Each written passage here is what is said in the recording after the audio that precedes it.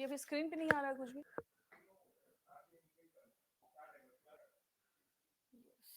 No कर दूं, yes कर दूं?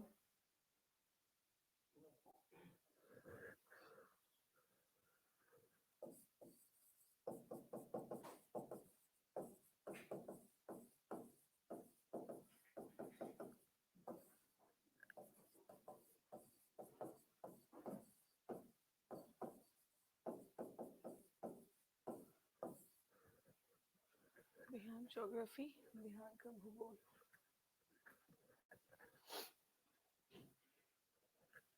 स्क्रीन नहीं दिख रहा अभी। गुड मॉर्निंग सत्यम। हाँ जी, गुड मॉर्निंग नाजिम, अश्वनी, दीपशिखा। दीपशिखा पूरा नाम दीपशिख है या दीपशिखा है आपका?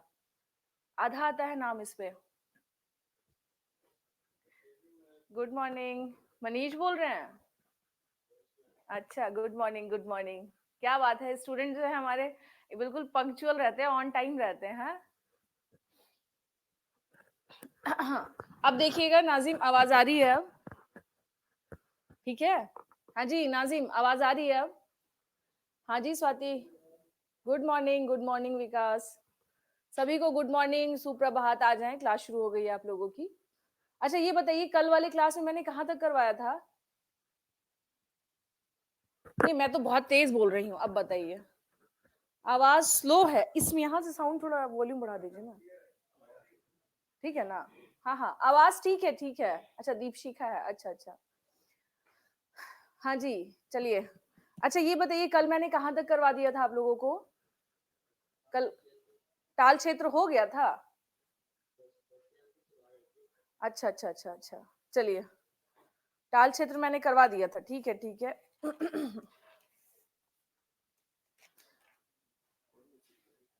चलिए अब आते हैं यहाँ पर हम लोग थोड़ा सा बिहार के। अच्छा ये बताइए, बिहार की जलवायु कैसी है? बिहार की जलवायु जो है, अगर हम लोग काउंट करें तो कैसी जलवायु काउंट की जाती है? पूरी मानसूनी है, उष्ण मानसूनी है, किस प्रकार की जलवायु है बिहार की? हाँ जी विष्णु, उष्ण मानसूनी है या कंप्लीट मानसूनी जलवायु है? देखिए यहाँ पर ना आप लोग को बता देती हूँ, जैसे समझिए, ये हो गया आपका, मान लीजिए बिहार, ठीक है। ये हो गया बिहार। ये जो है आपको रहा, यहाँ पर आप आ जाइए, ये रहा कि आपको बंगाल की खाड़ी। ये रहा आपका बंगाल की खाड़ी, ठीक है। और यहाँ रहा, ये इतना समझ में, ये रहा आपको अरब सागर। ये रहा आपका अरब सागर, ठीक है। तो अब देखिए है क्या कि यहाँ, जैसा आप लोग को पता है कि केरल के पास से क्या होता है, दक्षिणी पश्चिमी मानसून जो है ये कहाँ पहुंचता है? बंगाल की खाड़ी में, है ना।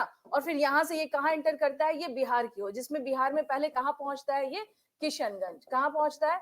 पहली बारिश जो होती है मानसून, जो दक्षिण पश्चिम मानसून से, इसको कहा जाता है दक्षिण पश्चिम मानसून। इसे क्या कहा जाता है? इसे कहा जाता है दक्षिण पश्चिम मानसून, है ना। दक्षिण का मतलब हो गया साउथ वेस्ट मॉनसून। कहीं वॉल्यूम तेज है, थोड़ा कम कर दीजिए, उधर से आवाज आ रही है इसमें। ठीक है, साउथ वेस्ट मॉनसून। अब यहां से देखिए जो वर्षा आती है, अगर हम लोग बात करें यहाँ पर, यहाँ से जो वर्षा आ रही है ये कहाँ पहुंच रही है? यही पहुंचती है कहाँ? बिहार में एंटर करती है। तो अगर हम लोग यहाँ से देखें तो कहा जाता है ना कि बिहार की जो क्लाइमेट है वो किस पर डिपेंडेंट है? वो मानसून पे डिपेंडेंट है।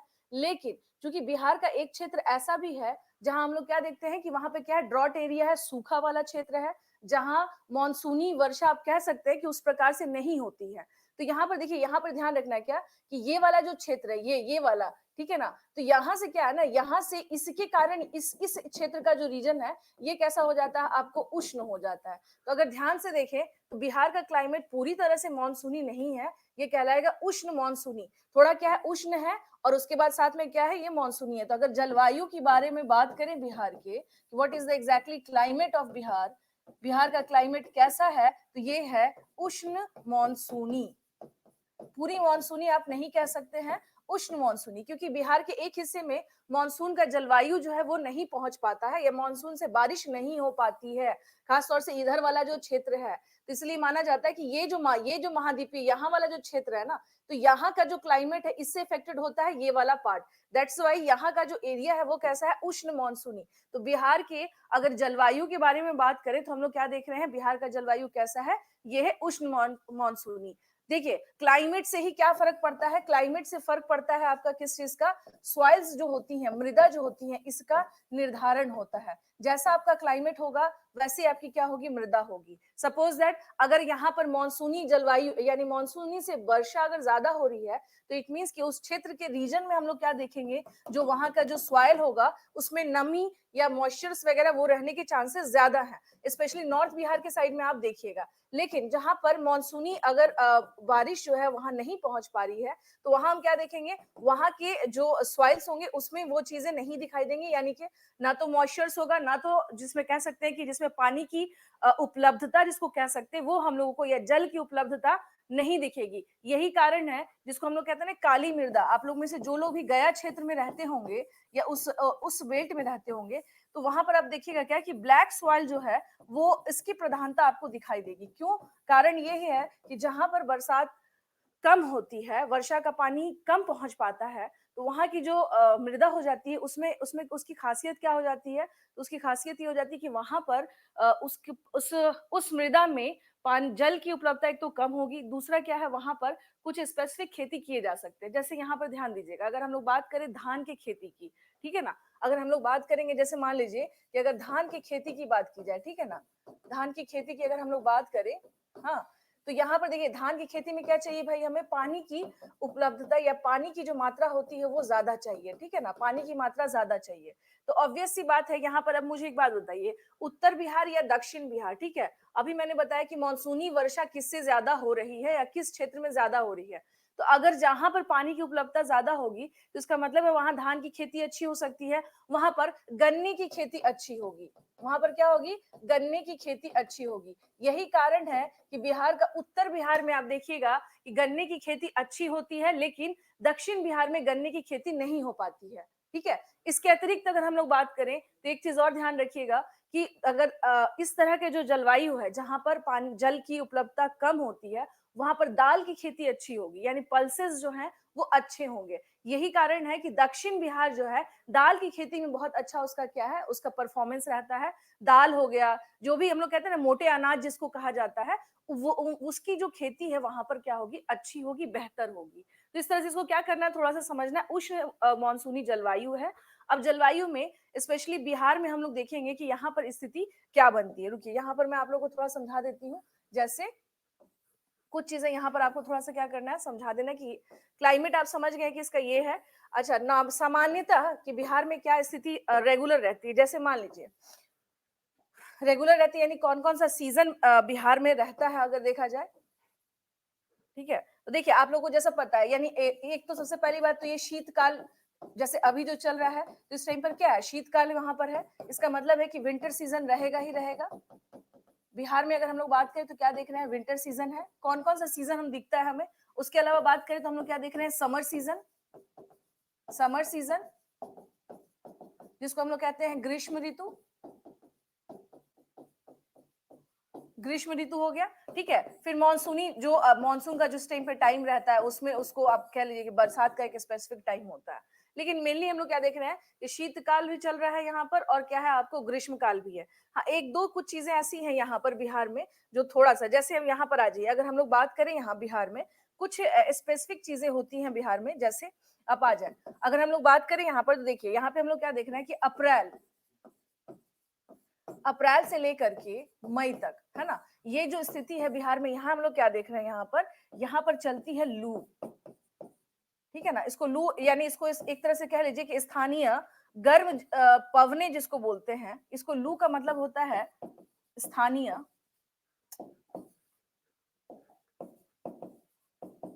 स्थानीय गर्म पवने जिसको कहा जाता है, ये होता है लू। और ये बहुत ही क्या है पूरा का पूरा, ये इससे पूरा का पूरा, जैसे सब यहाँ पर आप आ जाइए, इसको समझ लीजिए, ठीक है। अब यहाँ पे देख रहे हैं क्या कि हम लोग अप्रैल से मई के बीच में एक कंडीशन क्रिएट होता है किसका, लू का, और ये लगभग लगभग बिहार के सभी क्षेत्र में क्या करता है, हिट करता है। इन द सेंस कि ये उत्तर बिहार में भी इफेक्ट कर रहा है और ये कहाँ पर इफेक्ट कर रहा है आपको, दक्षिण बिहार में भी। तो यहाँ पर स्थानीय स्थानीय यानी कि जो लोकल आप कह सकते हैं, जो रीजनल, जो यहाँ पर जो इस तरह के जो गर्म हवाएं हैं, जिसको वार्म विंड जिसको बोलते हैं, ये जो यहाँ पर बहना शुरू करती हैं, तो इसको यहाँ पर कहा जाता है लू। इनफैक्ट ये जो कंडीशन है ये पूरे भारत में आप देखिएगा, स्पेशली उत्तर बिहार में ये सिनेरियो जो है ये ज्यादा बनता है। उसके अतिरिक्त अगर हम लोग बात करें कि लू के अलावा हम लोग क्या देखते हैं कि मई के बाद, मई से जून तक बिहार में एक स्पेशल कंडीशन क्रिएट होता है। अब वो क्या कंडीशन क्रिएट होता है यहाँ पर देख लीजिए। देखिए, मई के बाद यानी मई से लेकर के जून के फर्स्ट वीक तक, मान के चलिए ये जून का क्या है, प्रथम सप्ताह या फर्स्ट वीक कह लीजिए इसे।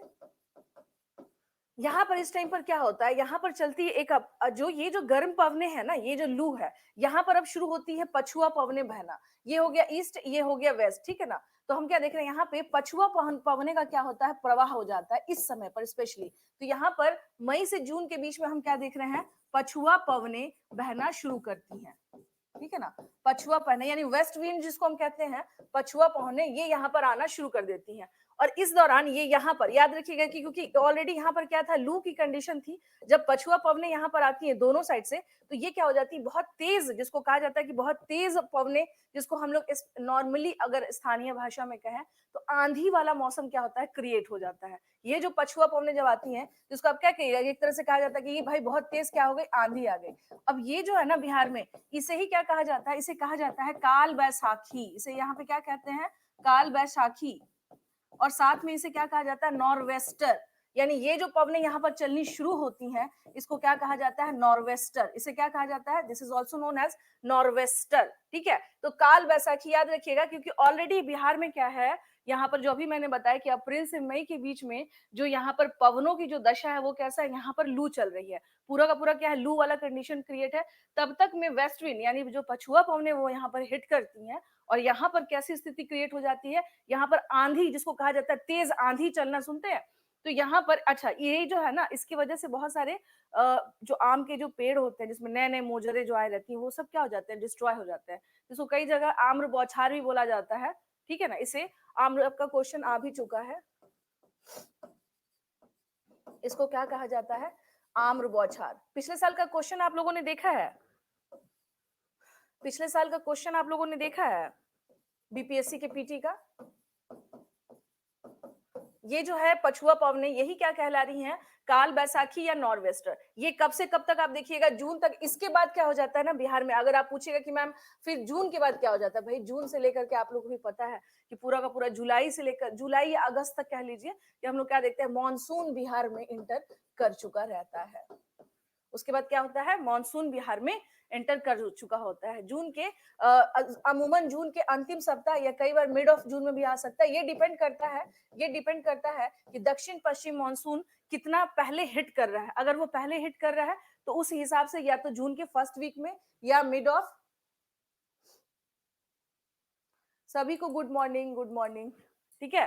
तो उस हिसाब से हम लोग क्या देख रहे हैं यहाँ पर कि ये जो है यहाँ पे ये चीज ध्यान रखिएगा कि जून में अगर हम लोग बात करें तो जून के, या तो ये डिपेंड करता है कि दक्षिण पश्चिम मानसून जो है ये यहाँ पर कब हिट कर रहा है। अगर ये पहले हिट कर गया तो यहाँ पर भी मानसून क्या होगा, थोड़ा पहले पहुंच जाएगा। तो आप देखिएगा कि मई के बाद जो होता है ना, ये अंदाजा लगाया जाता है कि कब दक्षिण पश्चिम मानसून की एंट्री हो रही है। अगर जून फर्स्ट वीक में यहाँ पहुंच चुका है दक्षिण पश्चिम मानसून, तो यहाँ तक पहुंचने पहुंचने में क्या है, माना जाता है कि जून के एंड ऑफ जून तक में क्या होगा कि आपका, या मिड ऑफ जून तक में क्या होगा, आपको यहाँ पर मानसून पहुंच चुका रहेगा।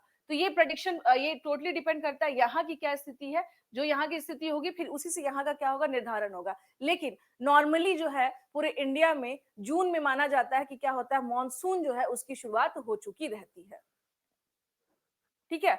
तो बिहार में देखिए, यहाँ पे ध्यान रखिएगा, हम लोग क्या देख रहे हैं, एक सेकेंड, बिहार में हम लोग यहाँ पे क्या देख रहे हैं कि ये चीजें, यानी लू भी चल रही है।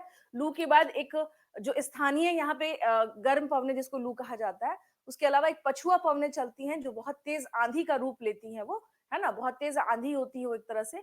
और उसके बाद हम लोग क्या देख रहे हैं कि उसके बाद जो है बिहार में मानसून हिट करता है। अब आप बोलिएगा कि मैम मानसून के बाद क्या होता है, मानसून के बाद आपको भी पता है फिर उसके बाद से क्या है, मौसम धीरे धीरे जो है अब चेंज होना शुरू हो जाता है। एक होता है सावन, बिहार में अगर बात किया जाए तो सावन चलता है, सावन यानी प्रॉपर बारिश हो रही होती है मानसून से। और दूसरा क्या होता है, भादो चलता है। भादो में मतलब ये हुआ कि अचानक से आया और बहुत बड़े मात्रा में क्या हो गई, बारिश हो गई अचानक से, तो उसको कहा जाता है भादो, सावन भादो जो कहा जाता है। तो सावन में ये हुआ कि भाई ये प्रॉपर पता है कि ये इस टाइम पे एनी टाइम बारिश हो सकती है, लेकिन भादो में ऐसा कंडीशन नहीं है, मौसम बिल्कुल साफ रहेगा, अचानक से क्या होगा, बारिश हो जाएगी, तो उसको कहा जाता है भादो। और जब भी होगा बड़े क्वांटिटी में बारिश हो जाएगी, फिर मामला खत्म। तो हम लोग क्या देखते हैं कि आप मान के चल लीजिए कि सितंबर के बाद जो है बिहार में दशाएं क्या हो जाती है, चेंज हो जाती है। वैसे भी माना जाता है कि जो सन का डायरेक्शन है वो क्या हो जाता है, फिर वो साउथवर्ड चला जाता है। देखिए सारा कहानी जितना भी जलवायु कहीं के भी आप क्लाइमेट आप लोग पढ़ते हैं ना, तो ये चीज तो आपको ही पता है कि सब कुछ डिपेंड करता है किस पे, सूरज पर। अब सूरज अगर उत्तर की दिशा में यहाँ पे चमक रहा है या इस तरफ है, तो भाई उत्तरायण अगर कहा जाए, और तो इस टाइम पे क्या होगा, यानी यहाँ पर सूरज अगर बढ़ रहा है दक्षिण से, अगर उत्तर की ओर सूरज बढ़ रहा है, तो यहाँ पर हम लोग क्या देखेंगे, स्थिति क्या हो जाएगी, यहाँ पर गर्मी का सीजन क्रिएट होगा, ध्यान रखिएगा। और उत्तर से दक्षिण की ओर अगर सूरज जा रहा है तो इसको कहा जाता है दक्षिणायन, जो अभी चल रहा है। आपसे अगर पूछा जाए कि अभी क्या चल रहा है, तो अभी दक्षिणायन है, क्योंकि जो सन है वो क्या हो चुका है, वो साउथ की तरफ क्या हो चुका है, यहाँ इस तरफ साउथ की तरफ आ चुका है, जिसकी वजह से हम लोग क्या देख रहे हैं कि उत्तरायण और दक्षिणायन। तो ये कारण होता है मेनली जो आपका शीतकाल या गर्म मौसम, इन सब का निर्धारण इसी से होता है कि सूरज जो है वो किस तरफ, अब उसका जो मूवमेंट है वो किस तरफ हो चुका है। ठीक है, तो बिहार में हम लोग क्या देख रहे हैं, यहाँ पर ये स्पेसिफिक कंडीशन है, ये चीज आपको ध्यान रखना है।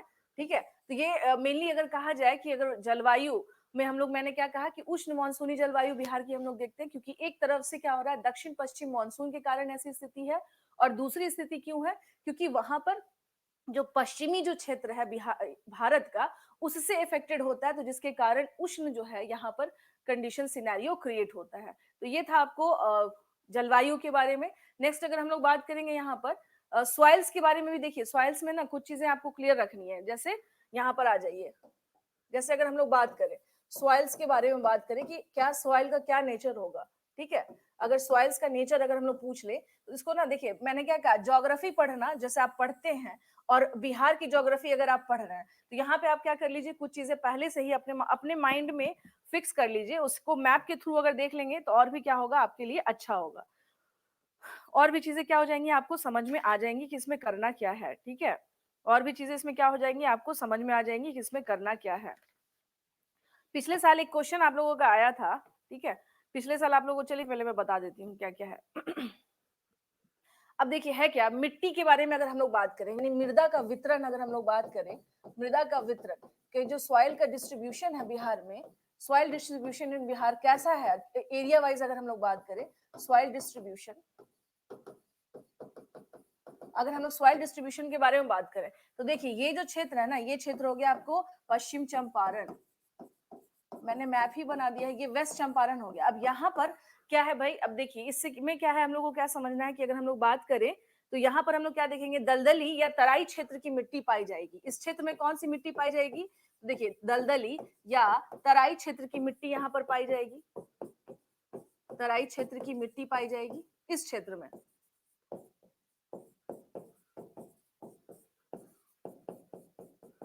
ठीक है, यहाँ की जो कैसा होगा, यहाँ का जो सॉइल होगा वो तराई सॉइल, जिसको हम लोग कह सकते हैं तराई सॉइल। ये कैसा सॉइल होगा भाई, ये होगा आपका तराई सॉइल। ये चीज आपको क्या करना है, ध्यान रखना है। पश्चिम चंपारण वाला जो बेल्ट हम लोग देख रहे हैं, ठीक है ना, तो यहाँ पर हम लोग क्या देख रहे हैं,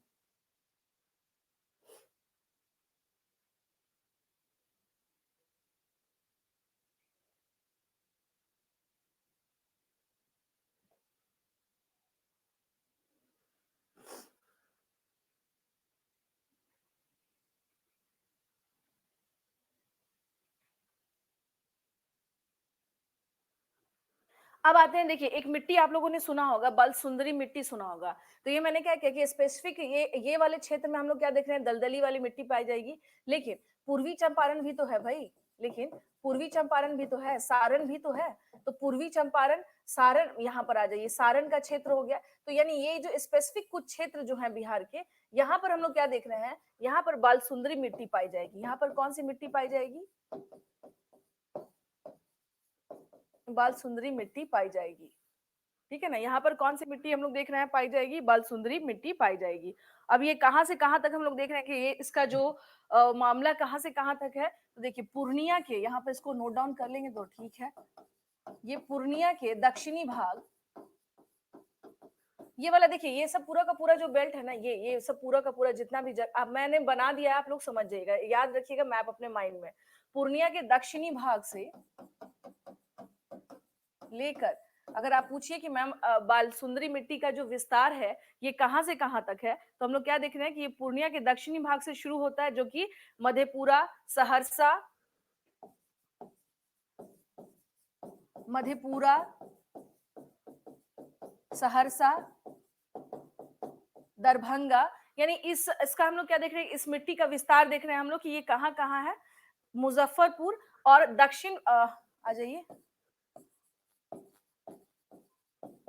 मुजफ्फरपुर और जो चंपारण वाला जो क्षेत्र हो गया, वहां पर हम लोग क्या देख रहे हैं कि इस मिट्टी का विस्तार पाया जाता है। ठीक है ना। बाल सुंदरी मृदा जो है, मिट्टी जो है, हम लोग क्या देख रहे हैं यहाँ पर पाई जाती है। ठीक है। अगर आपसे पूछा जाएगा ना कि बाल सुंदरी मृदा किसको कहते हैं, तो देखिए एक चीज ध्यान रखिएगा, बाल सुंदरी मृदा जो है ना, ये पुरानी जलोढ़ मृदा है, ये नवीन जलोढ़ नहीं है। ये कौन सी है, पुरानी जलोढ़। अब पुरानी जलोढ़ में देखिए है क्या, जैसे मान लीजिए सपोज दैट कि इन किसी क्षेत्र में बाढ़ आया, सपोज दैट मान लीजिए कि बाढ़ आया, ठीक है, कभी बाढ़ आया हो काफी, तो वो पानी जो है वो क्या हो, उसमें वहां पर वो पानी क्या है उसी तरीके से क्या हो, जमा हो, या उसकी जो मिट्टी हो ना, उसके बाद कोई नए बाढ़ की प्रवृत्ति वहां पर नहीं देखी गई। तो जो वहां के जो सॉइल्स है ना, तो जलोढ़ तो है क्योंकि वो नदियों के द्वारा ही लेकर के आई गई है, लेकिन वो नई नहीं है। नई का मतलब ये होता है कि पर ईयर उसमें क्या हो, वहां पर चेंजेस हो। पर ईयर, जैसे मान लीजिए आपको बता रही हूँ, एक टर्मिनोलॉजी होता है रिवर बेड। ठीक है ना, इसको कहा जाता है, जो रिवर बेड का मतलब हो जाता है, जो जिसको कहा जाता है, रुकिए अभी रिवर बेड आप लोग को बताती हूँ। रिवर बेड क्या होता है, जैसे ये हो गया नदी, ठीक है, तो नदियों के नीचे की जो जमीन होती है ना, तो उसको कहा जाता है बेसिकली क्या, रिवर बेड कहते हैं। तो यहाँ पर हम लोग क्या देख रहे हैं कि अगर मान लीजिए जैसे सपोज दैट कि यहाँ पर हम लोग क्या देख रहे हैं कि यहाँ पर बिहार में जो कहा जाता है कि बाढ़ बड़े पैमाने पर आता है, इसका एक बहुत बड़ा कारण क्या है, रिवर बेड है क्या कि वहां पर जो पहले से ही आप क्या देखिएगा कि जो जैसे मान लीजिए जो नदी है, नदी का पानी अगर फ्लो में है और नदी के अंदर बहुत सारे जो कंकड़ पत्थर या उस पे जो भी अवसाद है, इन सब के जमा हो जाने की वजह से वहां पे अगर वो स्मूथ रास्ता होगा, तो वहां क्या होगा, पानी का फ्लो हमेशा बेहतर तरीके से होगा, यानी पानी, नदी का जो पानी है वो इजिली क्या होगा, पास होगा। लेकिन समस्या कब आएगी कि उस रिवर की, नदी के जो जमीन है उस पर अगर बहुत ज्यादा मात्रा में मान लीजिए बालू जमा हो जाए, ठीक है ना, सिल्टी जमा हो जाए, बड़े बड़े पत्थर जमे हो जाए, क्योंकि नदी अपने साथ ये लेकर आती है, कहीं कहीं पर वो चीजें रुक जाती हैं। अगर ऐसा कंडीशन बनता है, तो इस स्थिति में क्या होती है कि नदी के द्वारा जो पानी आई, ध्यान रखिएगा, नदी के द्वारा जो पानी आई वो होगा क्या कि वो वहां आगे पास होने की जगह पे वो क्या होगा, नहीं, उसको रास्ता नहीं मिल पाएगा, तो वो क्या होगा, फैल जाएगा इस तरफ या इस तरफ। तो बिहार में बाढ़ आने का एक कारण रिवर बेड भी है। रिवर बेड जो है वो क्या है, क्लियर नहीं है, जिसकी वजह से अगर मान लीजिए नदी का पानी अगर जो आ भी रहा है, अगर उसमें मात्रा, जल का मात्रा ज्यादा बढ़ा, तो हुआ क्या कि वो जो जल है वो आगे न पास करके वो क्या हो गया, फैल गया, जिसकी वजह से बड़े क्षेत्र को क्या हो जाता है, बाढ़ से एक बड़ा क्षेत्र क्या हो जाता है, प्रभावित हो जाता है। ये भी एक कारण है। तो बाल सुंदरी मृदा के बारे में मैं बता रही थी, तो याद रखिएगा पुरानी जलोढ़, यानी कभी बाढ़ आया हुआ हो और वो ये मिट्टी जो है पीछे, यानी कि ये उससे ही क्या हो, उसी के दौरान ये मिट्टी बनी हुई है। लेकिन रेगुलर जो बाढ़ कहते हैं ना, जैसे इस साल बाढ़ आया तो वहां की मिट्टी क्या हो गई, वहां की मिट्टी हटके बिल्कुल न्यू फ्रेश मिट्टी आई। उस मिट्टी में क्या है ना कि ये मिट्टी पूरा बिल्कुल नई नहीं है, यहाँ पहले कभी बाढ़ आया था, जिसकी वजह से ये मृदा ऑलरेडी है। तो पुरानी जलोढ़ मृदा जो होती है उसको कहा जाता है बाल सुंदरी मृदा। ठीक है, ये चीज याद रखिएगा। देखिए जलोढ़ में दो होती है, एक होता है आपको न्यू हो गया और एक हो गया आपको ओल्ड। तो न्यू में यही होगा कि हर बार क्या होगा, आपको बारिश होगी। ओल्ड में क्या होगा कि बारिश होने के वहां पे क्या है, बारिश इन द सेंस कि वो कोई पुराने बाढ़ के द्वारा लाई गई क्या है, मृदा है, जिसकी वजह से हम क्या देख रहे हैं कि वो चीजें वहां पर है, और उसको इसीलिए कहा जाता है पुरानी जलोढ़। न्यू, नवीन जलोढ़ का मतलब ये हो गया कि रेगुलर क्या हो रहा है भाई, वहां पे वहां की जो मिट्टी है ना, हमेशा क्या हो जा रही है, बाढ़ या पानी से बार बार क्या हो जा रही है, वो हट के फिर नई मिट्टी वहां पर आती है। इन सब जगहों पे हम लोग क्या देख रहे हैं कि पूर्णिया के दक्षिणी भाग से लेकर मधेपुरा, सहरसा, दरभंगा, मुजफ्फरपुर और चंपारण के कुछ क्षेत्र जहाँ पे हम लोग क्या देख रहे हैं, बाल सुंदरी मृदा पाई जाती है बिहार में। अब इसमें अगर आप बात करेंगे कि बाल सुंदरी मृदा में खेती किसकी होती है, तो ध्यान रखिएगा इसमें हम लोग क्या देख रहे हैं, इसमें गन्ना हो गया, गेहूं हो गया, लीची, तंबाकू, मक्का, इन सब की खेती इसमें क्या होती है, ठीक ठाक हो जाती है। तो ये है बाल सुंदरी मृदा के बारे में हम लोग देख रहे थे। नेक्स्ट अब आगे बढ़ते हैं। बस ये आपको ध्यान रखना है कि बाल सुंदरी मृदा जो है वो नई नहीं है, ठीक है ना, वो क्या है, पुरानी है।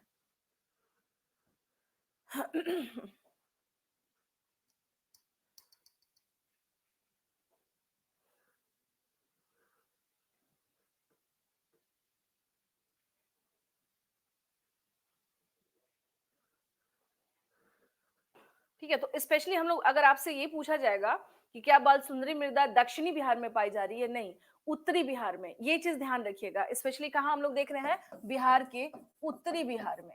कहाँ पर पाई जा रही है बाल सुंदरी मृदा, उत्तरी बिहार में। ये चीज आपको ध्यान रखना है, ये कहाँ मिल रही है, यह उत्तरी बिहार में पाई जा रही है ये जो मृदा है। ठीक है, अब आ जाइए नेक्स्ट, इसमें हम लोग अब आते हैं, अब नेक्स्ट आते हैं। अब देखिए, जैसे देखिए, ठीक है, अब आते हैं हम लोग दक्षिण बिहार की ओर। अब आएंगे हम लोग कहां पर, दक्षिण बिहार की ओर। यहाँ पर ना दक्षिण बिहार में हम लोग क्या देख रहे हैं, यहाँ ऑब्वियस सी बात है कि हम लोग वैसी स्थिति नहीं देख रहे हैं, तो पुरानी जलोढ़ मृदा, एक दक्षिण बिहार में भी क्या मृदा की एक प्रकृति है, पुरानी जलोढ़ मृदा। अब इसके विस्तार के बारे में बात करें तो देखिए, यहाँ पर ये पूरा जितना भी बेल्ट है ना, गया, जहानाबाद, तो हम लोग क्या देख रहे हैं, इसका विस्तार कहाँ है, गया। मृदा में देखा जाता है कि इसका विस्तार कहाँ है, इसका एक्सपेंशन कहाँ है इस क्षेत्र का, तो गया हो गया, जहानाबाद हो गया, गया हो गया, जहानाबाद हो गया। ठीक है ना, हम लोग क्या देख रहे हैं, गया हो गया, जहानाबाद हो गया इसका विस्तार, औरंगाबाद से लेकर के भागलपुर तक इसका विस्तार है, गया, जहानाबाद, औरंगाबाद, गया, जहानाबाद, औरंगाबाद, और क्या देख रहे हैं, इसका विस्तार कहां तक है, भागलपुर तक है। इसका विस्तार कहां तक है, भागलपुर तक है। ये जो मृदा है ना दक्षिण बिहार में, जो पुरानी जलोढ़ है, इसको क्या बोला जाता है, इसका क्या नाम है, यहाँ पर क्षेत्र के आधार पर अगर देखें, इसको करैल या कवाल मृदा भी बोला जाता है। This soil is also known as karail और कवाल सॉइल। इसको कवाल या करैल मृदा भी कहा जाता है, करैल या फिर कवाल मृदा इसे कहा जाता है, करैल या फिर कवाल मृदा कहा जाता है। विशेषता के बारे में अगर बात की जाए कि ये किस प्रकार की मृदा है, ठीक है ना, तो ये हम लोग क्या देख रहे हैं, जल सोखने की जो एब्जॉर्ब करने की जो कैपेसिटी है वो क्या है, ज्यादा है। इस मृदा में, इस मृदा में जल ग्रहण की जो क्षमता होती है वो क्या होती है, ज्यादा होती है, या जल सोखने की यानी एब्जॉर्ब करने की, जल सोखने की क्षमता क्या होती है, ज्यादा होती है, की क्षमता अधिक होती है। इस मृदा में हम लोग क्या देख रहे हैं, जल सोखने की जो कैपेसिटी, अगर आप बात किया जाए कि इसके जल सोखने की जो कैपेसिटी है वो कैसी है, तो ये ज्यादा है इसकी जल सोखने की कैपेसिटी। ठीक है ना, इसके जल सोखने की जो कैपेसिटी है वो क्या है, वो ज्यादा है। तो इस तरह से इसको क्या करिएगा, थोड़ा सा ध्यान रखना है इसमें। स्पेशली हम लोग क्या देख रहे हैं, बिहार में किस तरफ अगर बात किया जाए कि किस तरफ पाया जा रहा है, तो ये देख लीजिएगा कि स्पेशली बिहार में जो दक्षिणी बिहार वाला जो क्षेत्र है, वहीं पर हम लोग क्या देख रहे हैं कि ये चीज जो है ये पाई जा रही है, ये वाली मृदा। इस मृदा के बारे में अगर हम लोग बात करें तो ये मृदा जो है ये कहाँ पे पाई जा रही है, तो स्पेशली हम लोग क्या देख रहे हैं यहाँ पर,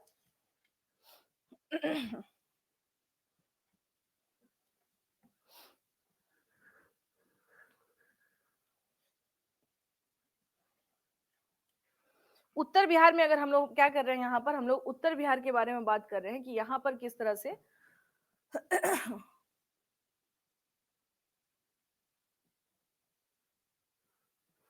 हाँ जी, चलिए जरा बताइए, तो एक क्वेश्चन आप लोगों से मैं पूछ रही हूँ, खादर जो होती है, खादर जो मृदा होती है उसको, वो कौन सी मृदा होती है, बताइए जरा।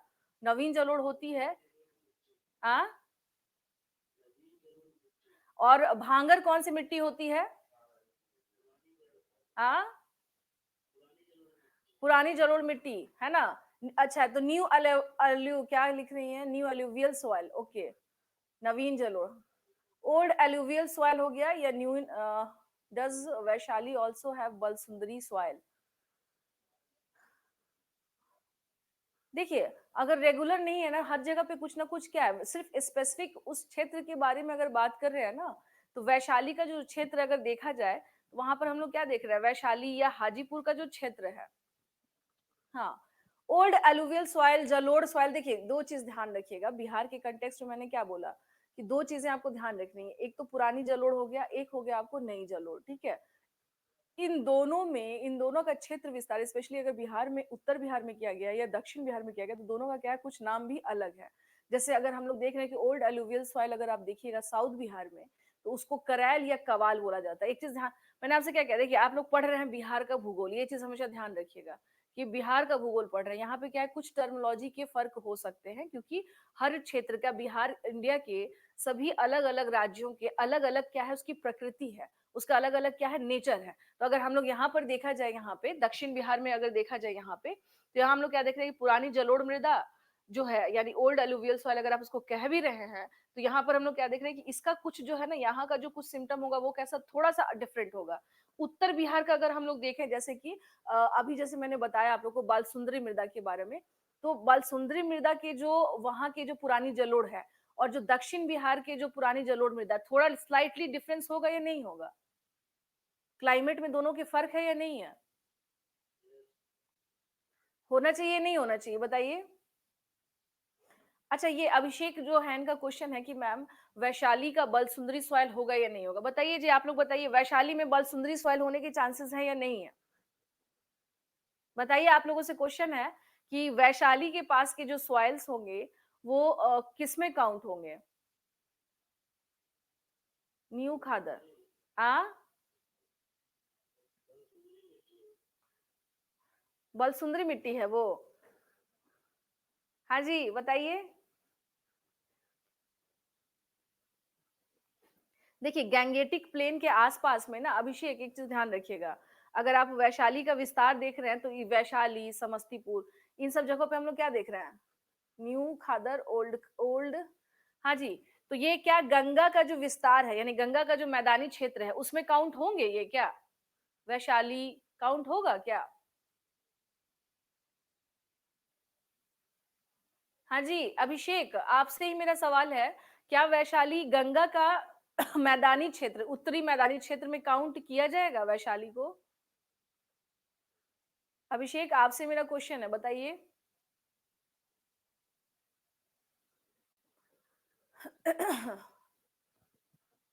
ठीक है, तो देखिए, कुछ चीजें ध्यान रखनी है, जैसे मान लीजिए गंगा के आसपास का होगा ना अभिषेक, तो गंगा के आसपास का अगर जो हम लोग क्षेत्र देख रहे हैं, तो वहां पर भी डिपेंड करता है, जैसे अब ये भी नहीं है कि गंगा से बाढ़ थोड़ी ना आता है, तो डिपेंड करता है कि वहां पर इस सॉइल के क्या चांसेस बन सकते हैं, है ना, इस सॉइल के चांसेस बन सकते हैं।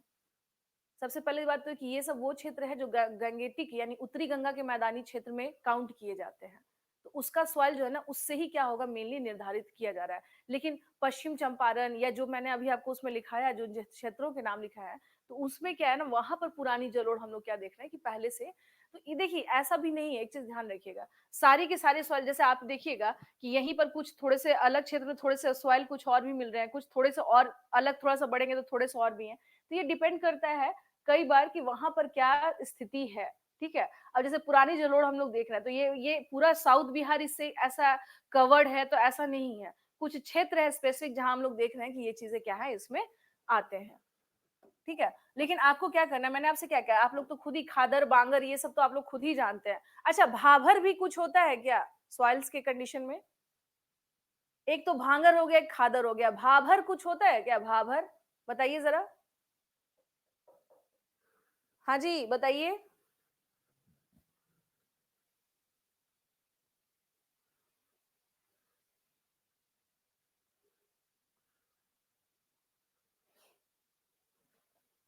क्या हुआ, क्यों शांत हो गए?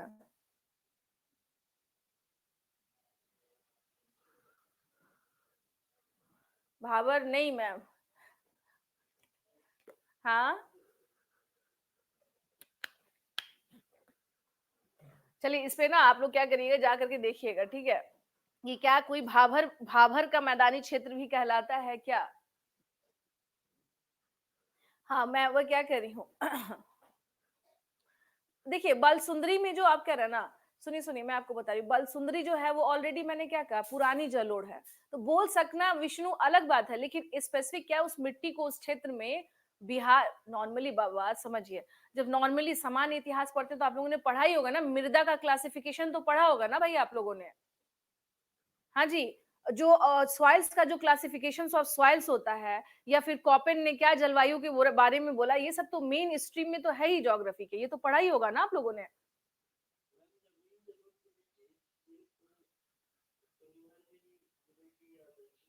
बता रही हूँ, मैं अभी बता रही हूँ, पहले इसको आगे चलते हैं क्लियर करके। ये हो गया ना, ये लिख लिया आप लोगों ने, आगे बढ़ा जाए आप। हाँ जी, आगे बढ़ा जाए आप।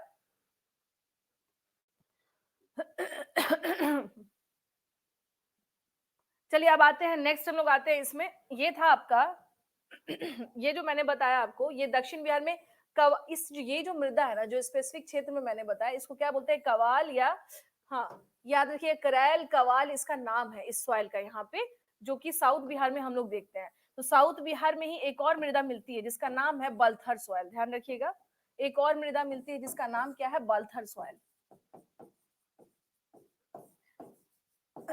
बालथर मृदा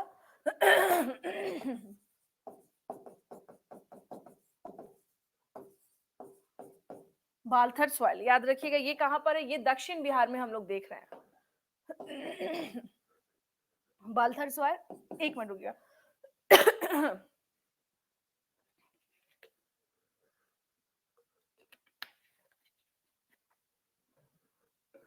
अब देखिए, बालथर के बारे में बात करें ना, इसका विस्तार कहां कहां पर है,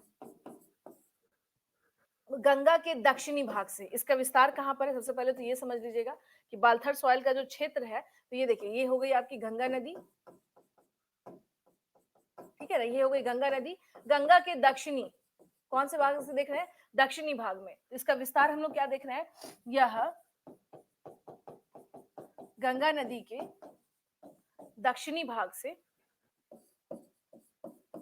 इसका विस्तार कहां देख रहे हैं, गंगा नदी के दक्षिणी भाग में हम लोग कहां पर देख रहे हैं, दक्षिणी मैदान के कैमूर की पहाड़ियों से लेकर, दक्षिणी मैदान के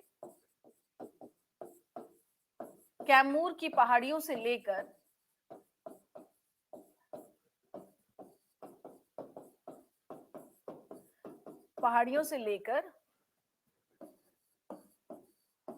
लेकर कहां तक इसका विस्तार है, राजमहल, ठीक है ना, राजमहल की पहाड़ियों तक इसका विस्तार है, कि पहाड़ियों तक इसका विस्तार है।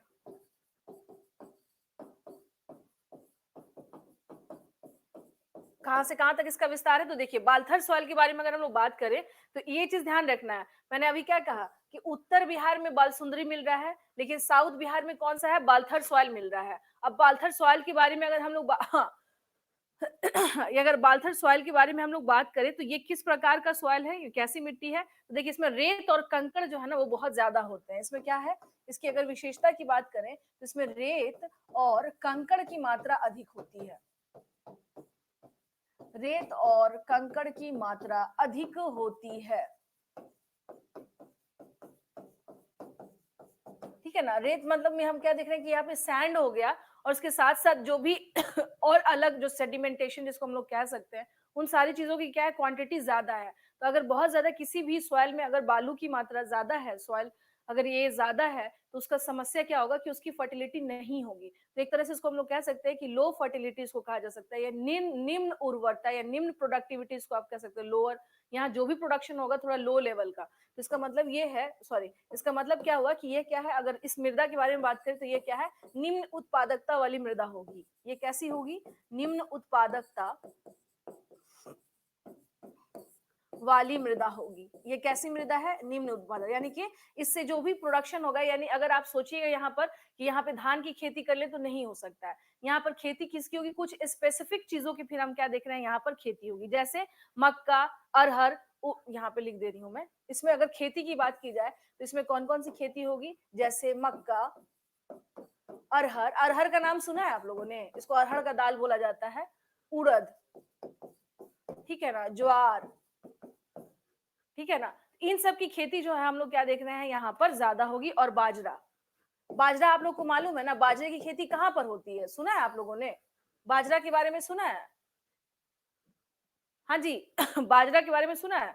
आप देखिएगा राजस्थान वगैरह पता नहीं कभी आप लोग गए हैं नहीं गए, कभी राजस्थान जाना हो तो वहां पे क्या है कि प्रॉपर टूरिज्म में भी आप देखिएगा तो वहां लोग बाजरे की रोटी बना के क्या करते हैं खिलाते हैं लोगों को, क्योंकि वहां पे क्या है वहां भी कंडीशन कुछ ऐसा ही है राजस्थान में। तो इस तरह के जो शुष्क क्षेत्र होते हैं जहां पर वर्षा की उपलब्धता कम होती है, वैसे क्षेत्र में जो वहां की मृदा होगी ना उसमें क्या होगा कि उसमें बालू या रेत कण की मात्रा अगर ज्यादा है, तो ऐसे में हम लोग क्या देख रहे हैं कि कुछ स्पेसिफिक चीजें ही वहां पे उगाई जा सकती हैं, जैसे मक्का हो गया, अरहर हो गया। स्पेशली मैंने आपसे बोला भी था कि इस तरह के क्षेत्र में हम लोग क्या देखेंगे, पल्सेस जो है ना वो ठीक ठाक क्या हो जाते हैं, प्रोडक्शन इनका ठीक ठाक हो जाता है। पल्सेस क्या है, ये इसका ठीक ठाक प्रोडक्शन हो जाता है। अच्छा, फसलों का निर्धारण मालूम है ना, कौन कौन सा फसल कौन कौन से सीजन में किया जाता है, ये तो मालूम है ना, रबी फसल, खरीफ फसल, जायद फसल, ये मालूम है ना आप लोगों को। हाँ जी विष्णु, रबी, खरीफ और जायद ये फसल मालूम है ना किसे कहा जाता है। अभी जैसे अभी मुझे एक बात बताइए, अभी जो खेती हो चल रही होगी या अभी जो दिवाली के बाद जो खेती अभी जो कृषि का कार्य किया गया होगा या जो भी नई चीजें लगाई गई होंगी, तो वो किस में आएगा, रबी में या खरीफ में। हाँ, रबी में आएंगे। सत्यम, खरीफ का अभी टाइमिंग नहीं है, ध्यान रखिएगा। कुछ चीजें ना थोड़ा सा क्या करना है आपको ध्यान रखना है। देखिए यहाँ पे ना मैं बता भी दे रही हूँ, जैसे अगर आप लोगों को ये नहीं भी पता है, पहले तो उसको लिख लीजिए। जैसे मान लीजिए रबी, अगर हम लोग यहाँ से दिख जा रहा है ना, रबी हो गया, एक हो जाता है आपका खरीफ और एक हो जाता है आपको जायद। ये तीन प्रकार की क्या हम लोग देख रहे हैं फसलें होती हैं। रबी के बारे में अगर हम लोग बात करें तो देखिए नवंबर से मार्च तक के बीच में, ये चीज ध्यान रखना आपको। रबी में हम लोग क्या देख रहे हैं कि प्रॉपर नवंबर से लेकर के, यानी अक्टूबर लास्ट ही ले लीजिए इसको, ठीक है, एक तरह से नवंबर से मार्च तक क्या हम लोग देखते हैं रबी का फसल चलता है, यानी उस टाइम पे इसकी खेती होती है। खरीफ में हम लोग क्या देख रहे हैं यहाँ पर जुलाई से लेकर नवंबर तक। खरीफ में हम लोग क्या देख रहे हैं, जुलाई से लेकर के नवंबर तक। अब इसी में होता है क्या, आप देखिएगा गन्ना वन्ना इसकी खेती इसी में की जाती है खरीफ में। और जायद जो होता है ना इसमें हम लोग क्या देख रहे हैं, जायद में हम लोग क्या देख रहे हैं, ये जो है आपको अप्रैल से लेकर के जून के बीच में इसमें क्या किया जाता है, खेती की जाती है जायद में। देखिए अप्रैल से लेकर के जून तक में आप लोगों ने सुना है तरबूजा खरबूजा ये सब सुना है आप लोगों ने, इसकी खेती होती है ना, कृषि उसका किया, मतलब तरबूजा खरबूजा जो कुछ सीमित समय में जिसका प्रोडक्शन किया जाता है। खत्म हो गया मैम, क्या खत्म हो गया, सत्यम क्या खत्म हो गया। आ? तो ये चीज ध्यान रखिएगा, यहाँ पर अप्रैल से जून तक में हम लोग क्या देखेंगे, देखिए सुनिएगा, आप लोगों ने सुना होगा कि तरबूज की खेती हो रही है, ठीक है ना, खरबूज, इस तरह की जो भी फसलें हैं ना, बस सीमित लिमिटेड अवधि में जो जल्दी जिसका प्रोडक्शन हो जाए। हाँ, तो इसको हम लोग क्या कहते हैं, जायद की फसल बोलते हैं। अभी रबी का स्टार्ट है, याद रखिएगा, यस अभी जो है ये रबी का सीजन है। बहुत सारे स्टूडेंट हैं जिनको थोड़ा सा क्या होता है, कंफ्यूजन होता है कि रबी और खरीफ क्या है। तो ये चीज ध्यान रखना आपको कि अभी जो सीजन है ये क्या है, अभी रबी का सीजन है, क्योंकि दिवाली ये चीज ध्यान रखिएगा, दिवाली के बाद जो खेती की जाती है, तो दिवाली बीत चुका है और इसके बाद जो भी खेती की गई वो रबी में क्या होंगे, काउंट होंगे। तो उसके बाद अगर देखिए मैंने बता ही दिया आपको, जो रबी है नवंबर से लेकर के मार्च तक में चलता है, खरीफ जो है वो जुलाई से नवंबर तक चलता है, और जो जायद फसलें हैं जैसे तरबूजा वगैरह इस टाइप की जो भी फसलें उगाई जाती हैं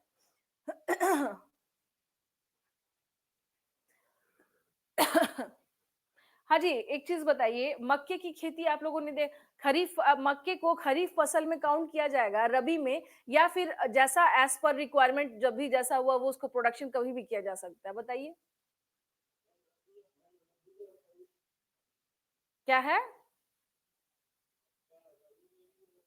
और खरीफ में भी होता है, मक्का को दोनों पीरियड में उगाया जाता है विष्णु। हाँ, ठीक है ना, दोनों में मक्का की खेती क्या है, दोनों में कुछ चीजें ऐसी हैं जिसका प्रोडक्शन आप कभी भी कर सकते हैं, ठीक है, तो इसको ध्यान रखिएगा कि दोनों में हम लोग क्या देख रहे हैं कि दोनों सीजन में इसको क्या किया जा रहा है, लगाया जा सकता है। लेकिन अब आप मुझे बताइए, क्या तरबूजा को पूरे सीजन उगा सकते हैं, आपको पता है ना तरबूजा का एक स्पेसिफिक टाइम आता है ना, क्या तरबूजा को पूरे साल हम लोग उगा सकते हैं, क्या उसकी खेती की जा सकती है क्या। नहीं कर सकते हैं।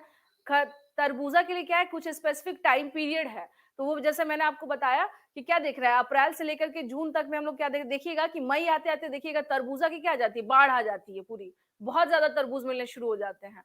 तो वो क्या है, कम समय पे जो कृषि की जाती है उस टाइम पे जो बच गए, तो उसे ही कहा जाता है क्या आपको, जायद। चलिए आगे बढ़ते हैं अब इसमें।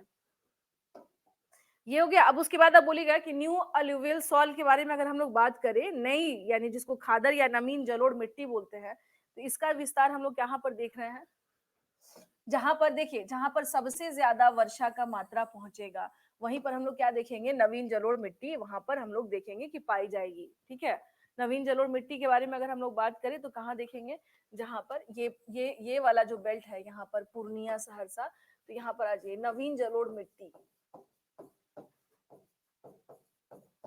नवीन जलोढ़ मिट्टी। ठीक है, ये हम लोग क्या देख रहे हैं, इसके बारे में देखिए लिख लीजिएगा, ये कहाँ पर नवीन जलोढ़ कब होगा, मैंने आपको पहले ही बताया, जहां पर क्या हो, रेगुलर बारिश हो और वहां के जो सॉइल्स जो है वो क्या होने लगे, उनका आच्छादन होता रहे, नई मिट्टी अपने साथ साथ। अच्छा, यहाँ बाढ़ वाला भी कुछ क्षेत्र होगा जहाँ पे क्या देखेंगे, इसके साथ साथ नई मिट्टी जो है वो रेगुलर इसका प्रवाह होता रहेगा।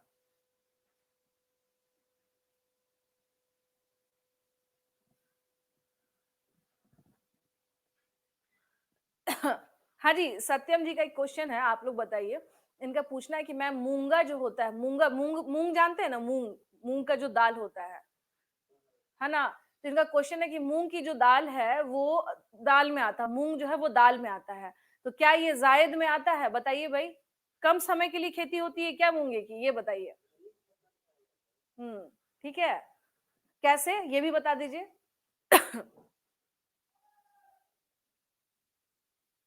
बताइए। अच्छा, और कब तक इसको फाइनल कब कर लिया जाता है। हाँ, तो बस वही चीज ध्यान रखना है आप लोगों को। ठीक है ना, वो चीज आप लोगों को क्या करना है, ध्यान रखना है, जो कम समय पे, ठीक है ना, कम समय पे, मैंने जायद के बारे में देखिए बता दिया है आप लोगों को। हाँ, कि जो कम समय पे जिसको प्रोडक्शन हम लोग करते हैं, तो वो किस में आते हैं, जायद में आते हैं। नवीन जलोढ़ में देख लीजिए, इसके बारे में बात किया जाए तो इसका सर्वाधिक विस्तार जो है, इस तरह की मिट्टी का जो सर्वाधिक विस्तार है, जो सर्वाधिक विस्तार अगर बात किया जाए तो कहाँ पर है, देखिए पूर्णिया, पूर्णिया का कोई है आप लोगों में से, सहरसा। ठीक है, हाँ संतोष आप हैं। अच्छा, एक बात बताइए संतोष, अभी एक आस्था सर्किट चला है सहरसा के पास से, नाम सुना है आप लोगों ने, क्या है ये, क्या है। आप लोग करंट अफेयर्स पढ़ रहे होंगे ना, जरा बताइए तो, सहरसा से हैं तो। पूर्णिया, सहरसा और कोसी क्षेत्र में इसका विस्तार है, कोसी क्षेत्र में इसका विस्तार है। ठीक है, हाँ जी, आप लोगों से मैंने क्वेश्चन पूछा है, आस्था सर्किट सुना है आप लोगों ने अभी।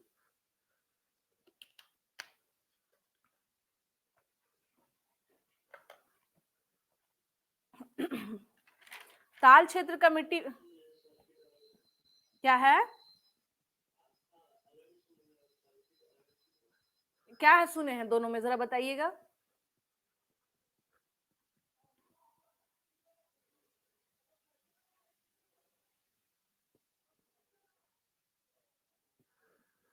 बताइए बताइए।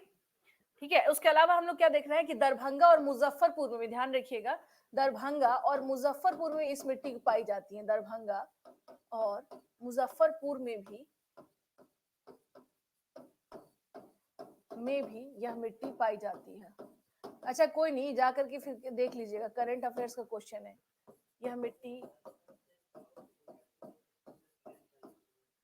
अच्छा, साउथ कहाँ के लिए, साउथ इंडिया के लिए चली है। आस्था का मतलब क्या है बताइए जरा, कुछ धार्मिक ही आपको समझ में आ रहा होगा इसमें, इसका मतलब नहीं लग रहा है, पढ़िए जा करके, ठीक है ना, थोड़ा सा देख लीजिएगा, करंट का क्वेश्चन है। चलिए आते हैं हम लोग यहाँ पर, नवीन जलोढ़ मिट्टी के बारे में देख रहे हैं क्या? दरभंगा और मुजफ्फरपुर में भी क्या है, यह मिट्टी पाई जाती है। सर्वाधिक विस्तार हम लोग कहाँ देख रहे हैं? पूर्णिया, सहरसा और कोसी क्षेत्र में इसका विस्तार है। ऑब्वियस सी बात है, आप देख लीजिएगा जहां बाढ़ ज्यादा आएगा वहां नवीन जलोढ़ मिट्टी का क्या हम लोग देख रहे हैं, विस्तार ज्यादा होगा। इसके अलावा अगर हम लोग बात करें कोसी क्षेत्र का, मतलब हुआ कि कोसी के रीजन में, इधर का पूरा का जो रीजन जो है, जो जिसको हम लोग कहते हैं कोसी क्षेत्र, यहाँ पर हम लोग क्या देख रहे हैं कि इसका क्या होगा, विस्तार ज्यादा होगा, कोसी क्षेत्र। ठीक है। नवीन जलोढ़ मिट्टी है, क्या कहलाएगा ये? खादर या भांगर? जल्दी बताइए फटाफट, ये कौन सी मिट्टी कहलाएगी? खादर कहलाएगी ना? हाँ, आशुतोष बिल्कुल सही बोले हैं, स्पेशल ट्रेन है। खादर, नवीन जलोढ़ मिट्टी, तो ये क्या हो गया आपको? खादर मिट्टी हो गई। ठीक है। तो इस तरह से क्या है, बिहार में देखिए मिट्टी का जो डिवीजन है, जैसे मैंने आपको बता दिया, ये वाला क्षेत्र कौन सा है? बाल सुंदरी। अब भूलना नहीं है, ठीक है, अब भूलिएगा मत, ये बाल सुंदरी हो गया। इधर कुछ जो मिट्टी का जो क्षेत्र है वो कौन सा है? बालथर या बलथर भी बोलते हैं इसको। इसमें ये बहुत क्या कहते हैं, ये बलथर या बलथर।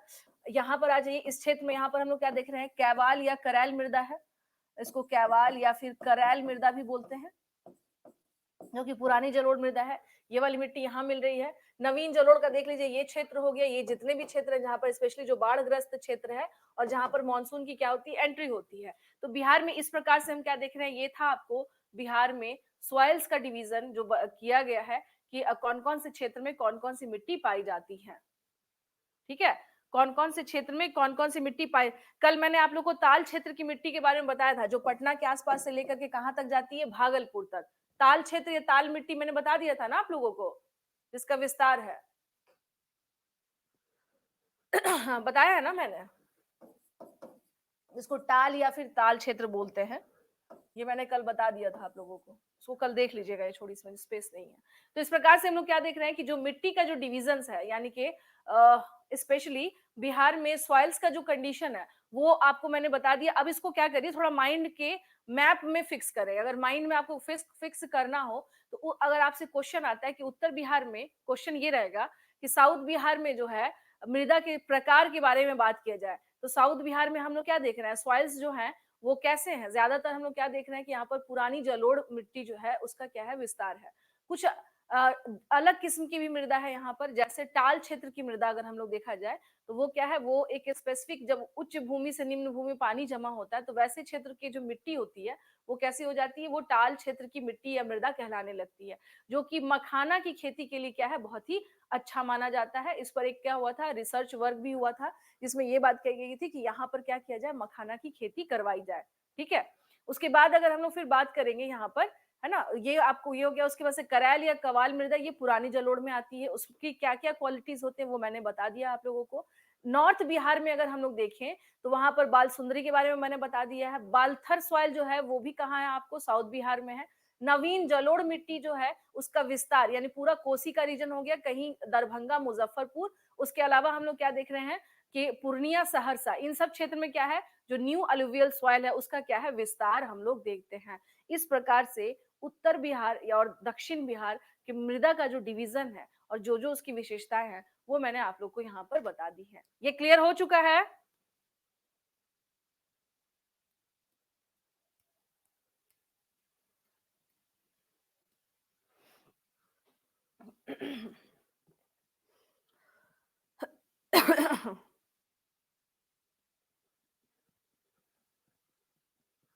दलदली या तराई जो मिट्टी है वो भी मैंने आपको बता दिया था कि किस क्षेत्र में तराई या दलदली मिट्टी पाई जाएगी। ठीक है। अब देखिए, इसके बाद हम लोग जाएंगे ना नदियों पे। इसके बाद हम लोग किस पर आएंगे? नदियों पे।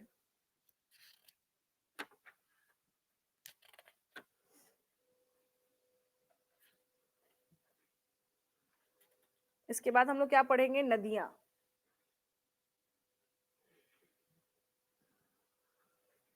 चलिए, ये यहाँ तक क्लियर है स्वाति? हाँ जी स्वाति, यहाँ तक क्लियर है? देखिए, अभी जो भी मैंने बताया ना आप लोगों को, तो ये चीज ध्यान रखिएगा कि मैंने अभी क्या क्या चीजें बताई हैं आप लोगों को। जैसे बिहार के सॉइल्स, क्योंकि मैं बार बार कह रही हूँ कि हम लोग बिहार का भूगोल पढ़ रहे हैं, तो उसकी क्या है, कुछ अपनी विशेषता है, हर जगह का अपनी कुछ। अच्छा, चौर क्षेत्र और मान क्षेत्र। देखिए, चौर और मान क्षेत्र के बारे में एक बात बताऊं आप लोगों को, जैसे टाल क्षेत्र आप लोगों ने कहां पर देखा है कि उत्तर बिहार में है या दक्षिण बिहार में है? मुझे इसका सिंपल सा एक जवाब दीजिए। टाल क्षेत्र जो आपने देखा है अभी, वो उत्तर बिहार में है या दक्षिण बिहार में है? दक्षिण बिहार में है। ठीक है, तो चौर और मान क्षेत्र के बारे में अगर हम लोग देखें तो ये क्या है, देखिए यहाँ पर आ जाते हैं। एक इनका पूछना है कि मैम चौर या फिर इसी को क्या कहते हैं, मान क्षेत्र भी बोलते हैं। चौर एरिया एक है बिहार में, ठीक है ना। तो चौर क्षेत्र के बारे में बात करें तो ये क्षेत्र हम लोग स्पेशली क्या देख रहे हैं कि गोखुर झील समझते हैं आप लोग? गोखुर झील का मतलब हो गया, देखिए समझिए इसको, जैसे कोई नदी है, ठीक है, नदी है, इसका क्या हुआ, जैसे कई बार क्या होता है कि ये नदी जैसे चल रही जिस वे में, ये अचानक से क्या हो गया, नदी मूव कर गई, समझिए ये हो गया क्या, इसका प्रवाह हुआ। और ये क्या हो गया, रैंडमली ये क्या हो गया, अचानक से मूव की। तो ये जो सडन मूव की, तो यहाँ पर क्या हो गया, इसका कुछ पानी क्या हो जाएगा, यहाँ जम जाएगा, यानी कुछ पानी इसके यहाँ रह जाएंगे। जब ये अचानक से दिशा परिवर्तित करेगी तो आपको नहीं लग रहा है यहाँ पे कुछ पानी रहेंगे? तो इससे ही झील का निर्माण अमूमन क्या होता है, देखिएगा इसी प्रकार से होता है। तो ये जो झील है ना, ये इसमें अब क्या है कि इसमें अब डिपेंड करता है क्या कि ये सर्पिकल है, ठीक है ना, या फिर इसका कुछ नॉर्मल कंडीशन इसका है। तो इस टाइप की जो झीलें होती है ना, इस तरह का अगर डिजाइन या शेप बना रही होती है, उसको गोखुर झील बोला जाता है। चौर के बारे में अगर हम लोग बात करें कि चौर क्या है बिहार में, हाँ, चौर के बारे में अगर हम लोग बात करें तो देखिए स्पेशली इसको ये चीज ध्यान रखिएगा कि ये जो है पश्चिम चंपारण, ये पश्चिम चंपारण और पूर्वी चंपारण, ये कहाँ पाए जा रहे हैं, पश्चिम चंपारण या पूर्वी चंपारण। तो इसका मतलब ये है कि ये नॉर्थ बिहार में पाया जा रहा है।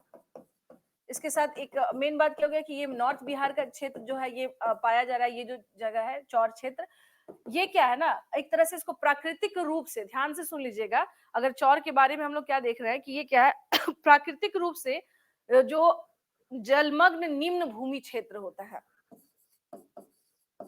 ये क्या है, प्राकृतिक रूप से जलमग्न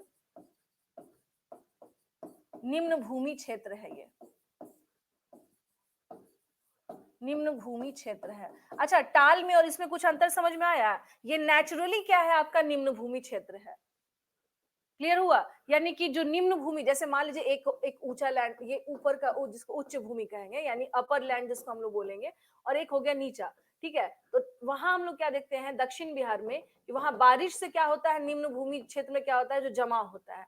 यहाँ क्या है, जो प्राकृतिक रूप से, यानी कि ऑलरेडी वो उसका बना ही वो कैसा है, पहले से ही बना हुआ निम्न भूमि है, क्षेत्र है, जिसमें क्या रहता है, पानी भरा रहता है, जिसमें क्या रहता है, पानी भरा रहता है। जलकुंभी वगैरह देखा है आप लोगों ने? बहुत सारा बिहार में देखिएगा जलकुंभी जमा रहता है, देखा है आप लोगों ने? देखा है? वो आपको लगेगा कि तालाब जैसा कोई क्षेत्र है, लेकिन वो तालाब वालाब नहीं होता है, जल जमाव होता है। यानी कि जो मेन मुख्य जो भूमि है उसमें कोई ऐसा छोटा कोई निम्न क्षेत्र है जिसमें पहले से क्या है, वहां पानी भरा हुआ है या जमा हुआ क्षेत्र है। ठीक है, तो जो निम्न भूमि क्षेत्र नेचुरली जिसको हम लोग कहा जाए लो लैंड, यानी कि उसकी बनावट ही कैसी है, ऑलरेडी वो निम्न भूमि है, यानी उसका कैसी बनावट है, निम्न भूमि है। तो ये जो स्पेशलिटी है, ये हम लोग कहाँ देख रहे हैं पाया जाता है, ये स्पेशली उत्तर बिहार में पाया जाता है। और यहाँ पर कुछ एग्जाम्पल भी हैं, अगर आप लोग इसमें चाहें तो प्रमुख चौर अगर वो आपसे पूछ दे कि बिहार के कुछ प्रमुख चौर के बारे में बताएं, ठीक है, बिहार के कुछ प्रमुख चौर के बारे में बताएं, तो चौर कैसा है यहाँ पे ध्यान दीजिएगा। चौर, कुछ प्रमुख अगर चौर के बारे में बात करें कि चौर बिहार का कोई ऐसा क्षेत्र बताइए जो कि इस इससे संबंधित हो। लखनी चौर, लखनी चौर, ठीक है, ये कहां पर है, ये है पश्चिम चंपारण में। ये कहां पर है, ये है पश्चिम चंपारण में लखनी चौर। लखनी चौर कहाँ है, ये पश्चिम चंपारण में है। बहादुरपुर और सुंदरपुर, बहादुरपुर और सुंदरपुर, और सुंदरपुर ये कहाँ है, ये है पूर्वी चंपारण में। ये कहां पर है, ये है पूर्वी चंपारण में, ठीक है, बहादुरपुर और सुंदरपुर।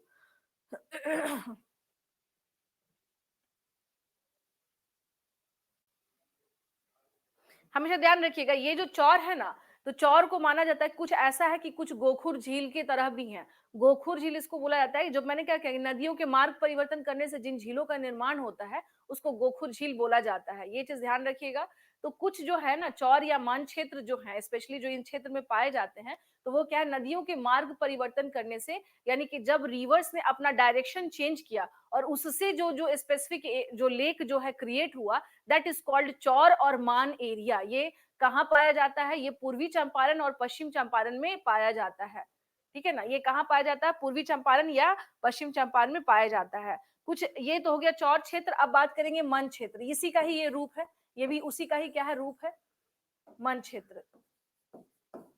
चौर या मन क्षेत्र मैंने बताया ना, दोनों क्या है, एक ही है, गोखुर झील का ही टाइप्स ऑफ जिसको हम लोग कह सकते हैं। मन क्षेत्र में हम लोग क्या देख रहे हैं, तेतरिया मन, माधोपुर मन,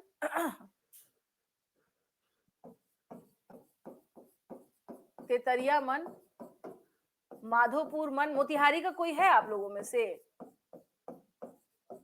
माधोपुर मन, हाँ जी, मोतिहारी का कोई है आप लोगों में से? अच्छा, आप तेतरिया से हैं, अरे वाह। देखिए, तेतरिया मन देखा है आपने, ये कैसा है ये? अब तेतरिया अगर है कि नहीं देखे तो क्या देखे आप बताइए। अच्छा, आपका गांव है मोतिहारी का झील। मोतिहारी का झील तो देखा होगा ना भाई, जो लोग मोतिहारी का झील बहुत फेमस है पूर्वी चंपारण में, है ना। पूरा मोतिहारी इसी के किनारे क्या है, बसा हुआ है। मोतिहारी का झील हो गया, पिपरा मन, सिमरी मन और सरैया मन। ये ना जो कुछ क्षेत्र जो मैं बता दे रही हूँ, पिपरा मन, सिमरी मन और क्या है आपको, सरैया मन। और क्या है आपको, सरैया मन। ठीक है, पिपरा मन, पिपरा मन, सिमरी मन, सरैया मन। और सरैया मन जो है ये पश्चिम चंपारण में है। ये कहाँ है, पश्चिम चंपारण। देखिए ध्यान रखिएगा, चौर और मन क्षेत्र जो है ना, ये बेसिकली है क्या, ये मैंने पहले ही बताया, कुछ जगह पे इनका अलग अलग थोड़ा सा क्या है, प्रारूप है। कुछ जगह पे नेचुरली क्या है, वो लो लैंड है, जहाँ पे पानी जमा रहता है, उसको भी चौर क्षेत्र बोला जा रहा है। कुछ जगहों पे हम लोग क्या देख रहे हैं कि नदियों के मार्ग परिवर्तन से जिन गोखुर जिलों का निर्माण हुआ, उसको भी हम लोग क्या देख रहे हैं, यही कहा जाता है। तो चौर और मन क्षेत्र ये स्पेशली पश्चिम चंपारण और पूर्वी चंपारण के क्षेत्र में हम लोग देखते हैं पाया जाता है। मन क्षेत्र का बेस्ट एग्जांपल अगर उसकी बात की जाए तो मोतिहारी का जो झील है, मोती झील है, फेमस है वो, तो उस वो मन क्षेत्र है। ठीक है ना, वो क्या है, वो मन क्षेत्र है। तो यही हम लोग क्या देख रहे हैं कि स्पेशली उत्तर बिहार की ये विशेषता है, ना कि दक्षिण बिहार की। तो आपका अगर क्वेश्चन आ भी जाता है ना, चौर और मन क्षेत्र क्या है, तो ये नेचुरली जिसको कह सकते हैं लो लैंड हो गया, या फिर अगर आपके ऑप्शन में ये नहीं रहा तो इट्स अ काइंड ऑफ गोखुर झील का भी हम लोग कह रहे हैं कि ये गोखुर झील का क्या है, एक बेस्ट एग्जांपल है। नदियों के मार्ग परिवर्तन करने से जिन झीलों का निर्माण होता है उसको गोखुर झील कहा जाता है। तो ये उनमें से भी काउंट किए जाते हैं। देख लिया इस पे अगर आएगा आपका, इसमें अगर चौर क्षेत्र का एग्जाम्पल के बारे में बात किया जाए, फिर से मैं रिपीट कर दे रही हूँ, लखनी चौर ही लिख दिया है मैंने। रुकिए रुकिए रुकिए, लखनी चौर पश्चिम चंपारण, बहादुरपुर और सुंदरपुर पूर्वी चंपारण, ये चौर क्षेत्र हो गया। ये एग्जाम्पल किसके हैं आपके, ये चौर एरिया के एग्जाम्पल हैं। ये चौर एरिया के क्या है, एग्जाम्पल है। रमेश जी चाहे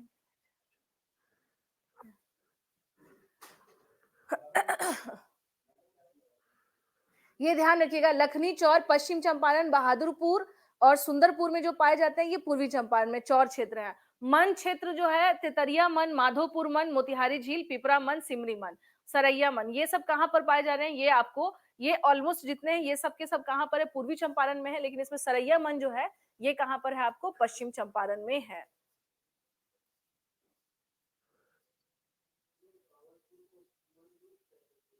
नहीं, कांवर झील जो है वो गोखुर झील का एग्जाम्पल है।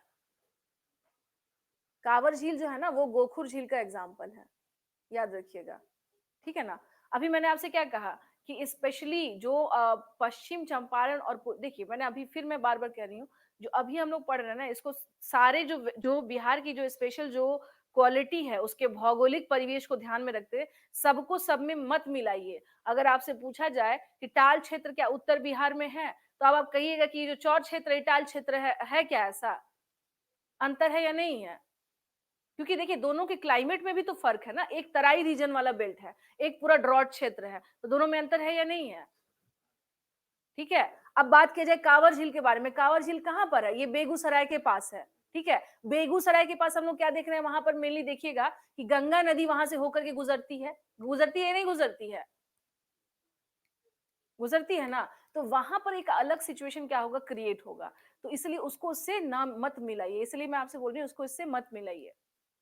ये अलग है, ये उत्तर बिहार की अपनी कुछ विशेषता है, उस क्षेत्र के भौगोलिक स्पेशल उस जो भौगोलिक परिवेश है वहां की उसकी अपनी क्या है, ये विशेषता है। तो चौर और मन क्षेत्र याद रखिएगा स्पेशली। तो गोखुर झील का देखिए, गोखुर झील का टाइप्स अगर हम लोग देखें, लेकिन ये भी मैंने क्या कहा कि इसको इसलिए ध्यान रखना है कि इसका क्या है, अगर इसके बारे में कभी पूछ दे जौर और मन क्षेत्र क्या है, तो ये स्पेशली नॉर्थ बिहार में, कहा हम लोग देख रहे हैं, नॉर्थ बिहार में। ठीक है ना। ये कहाँ है, नॉर्थ बिहार में। चलिए अब आगे बढ़े हम लोग इसमें। हाँ जी, आगे बढ़ा जाए इसमें। आप यहां तक क्लियर है आप लोगों को? एग्जाम में देखिए करना क्या है, एग्जाम में गलत नहीं करना है, किसी भी हालत में एग्जाम में आप लोगों को क्या है, गलत नहीं करना है। एनी हाउ गलत नहीं करना है।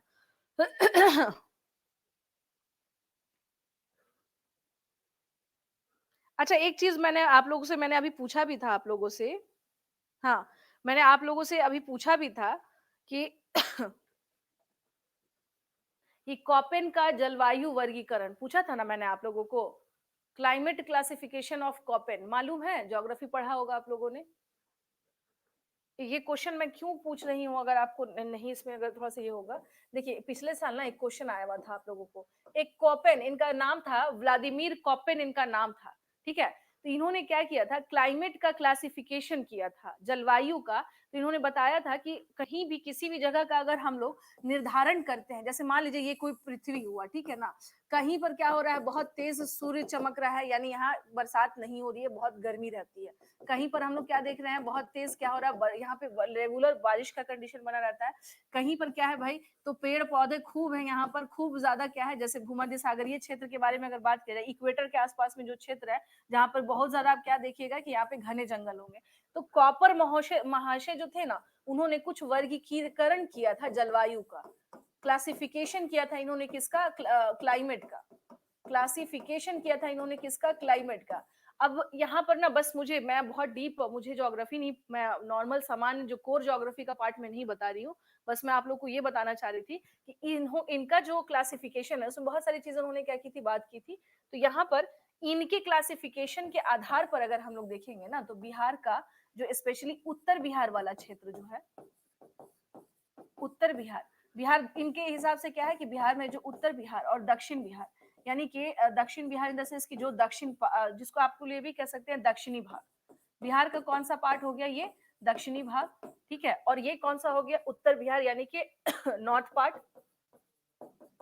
ये कौन सा पार्ट हो गया आपका, नॉर्थ पार्ट। ठीक है। तो इन दोनों में अगर बात किया जाए कॉपेन के क्लासिफिकेशन के अकॉर्डिंग अगर हम लोग बात करें, तो इनके आधार पर इन्होंने क्या किया था, इन्होंने बताया है कि जो उत्तरी भाग है, यहाँ का जो क्लाइमेट है, ये कैसा है, CWG, कॉपेन के क्लासिफिकेशन के अंतर्गत। ठीक है। उत्तरी, याद रखिएगा किसके बारे में बात कर रहे हैं हम लोग, उत्तरी भाग जो है वो CWG के अंतर्गत आएगा। और दक्षिणी भाग का क्लासिफिकेशन करें तो ये कहलाएगा AW। अब क्या है भाई, ये बता सकते हैं आप लोग? ये पूछा हुआ है क्वेश्चन पिछले साल के बीपीएससी के पीटी में। हाँ जी, जरा बताइए क्या है ये।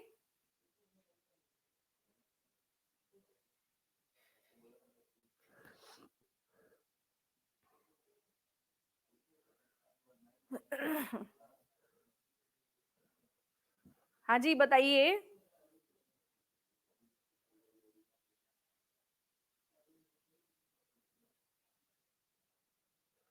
बताया जाए क्या है ये।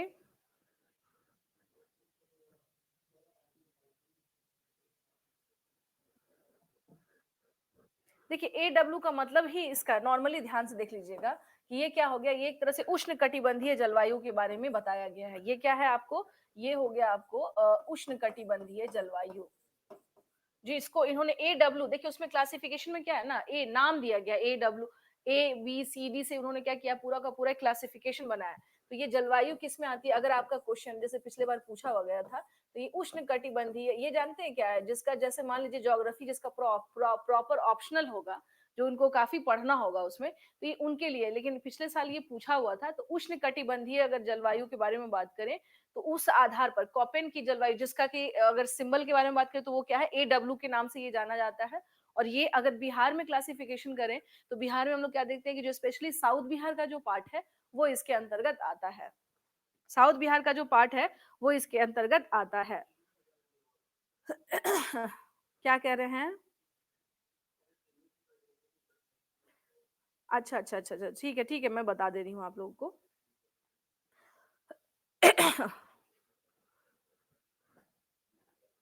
अच्छा, CWG के बारे में जो जो मैंने बताया कि ये जो पिछले बार आप लोगों का क्वेश्चन आ चुका था, ये जो क्वेश्चन आप लोगों का आ चुका था, तो CWG, इसके बारे में अगर हम लोग बात करें कि ये कैसा जलवायु होता है, तो ये देखिए, ये शीतोष्ण, यह कैसा जलवायु है, यह शीतोष्ण, शीतोष्ण उष्ण, शीतोष्ण जो है इसका क्या होता है, मुख्य जलवायु वर्ग की जलवायु है ये। शीतोष्ण जलवायु वर्ग में काउंट किया जाता है। जलवायु वर्ग में, एक मिनट रुक जाइए ना, वर्ग में क्या किया जाता है, आता है ये, या काउंट किया जाता है। CWG के बारे में बात कर रहे हैं, तो उष्ण शीतोष्ण, ठीक है, उष्ण शीतोष्ण जलवायु वर्ग में ये आता है। जहां की क्लाइमेट के बारे में हम लोग क्या देख रहे हैं, ये कि यहाँ पर वर्षा काल, यानी कि जो रेनी सीजन से लेकर के एक लंबे समय तक तापमान क्या रहता है, उच्च बना रहता है, ठीक है।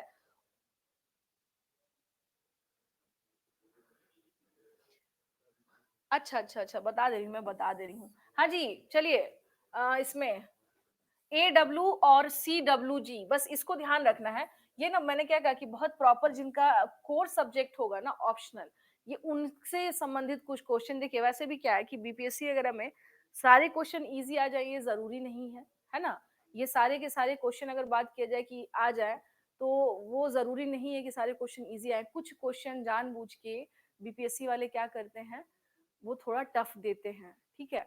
तो किसी ने मुझसे पूछा था कि मैम अगर इसके बारे में हम लोग बात करें कि ये जो इस तरह के जो क्वेश्चन पिछले बार पूछा था, तो क्या लगता है, तो हमने देखो सबसे पहली बात तो ये है कि इस तरह के क्वेश्चंस जो भी पूछे जाते हैं ना, अगर ऐसे क्वेश्चन आते भी हैं, तो ये उनके लिए है जिनका ऑप्शनल क्या है, ज्योग्राफी है, ठीक है। नॉर्मल यानी सामान्य अगर ज्योग्राफी की बात करें, सामान्य अगर हम लोग ज्योग्राफी की बात करें, तो इतने टफ जो है क्वेश्चन नहीं आएंगे ना, तो आपका जलवायु का इतना, ठीक है ना, ना तो उसमें बहुत ज्यादा इस तरह के क्वेश्चन पूछे जाएंगे, ना तो उतना ज्यादा आने के चांसेस है। कभी कभी क्या होता है कि जानबूझ के डेढ़ इसमें क्या करते हैं, जानबूझ के इसको क्या कहते हैं कि टफ कर दिया जाता है कुछ क्वेश्चन, जैसे 150 क्वेश्चन अगर दिया, तो ये जानबूझ के क्या करेंगे, कुछ क्वेश्चंस थोड़ा सा हार्ड बना देंगे, ताकि आपको क्या हो, पढ़ने में दिक्कत हो, या फिर आप उस क्वेश्चन को छोड़ दें। तो ये बात तो आप मान लीजिए, चल लीजिए हमेशा, कि सारे के सारे क्वेश्चन अगर आप सोच रहे हैं कि इजी आएंगे, तो ऐसा नहीं है। कुछ क्वेश्चन जानबूझ के क्या किया था, और सारे क्वेश्चन आपको लगाने भी नहीं है, ठीक है।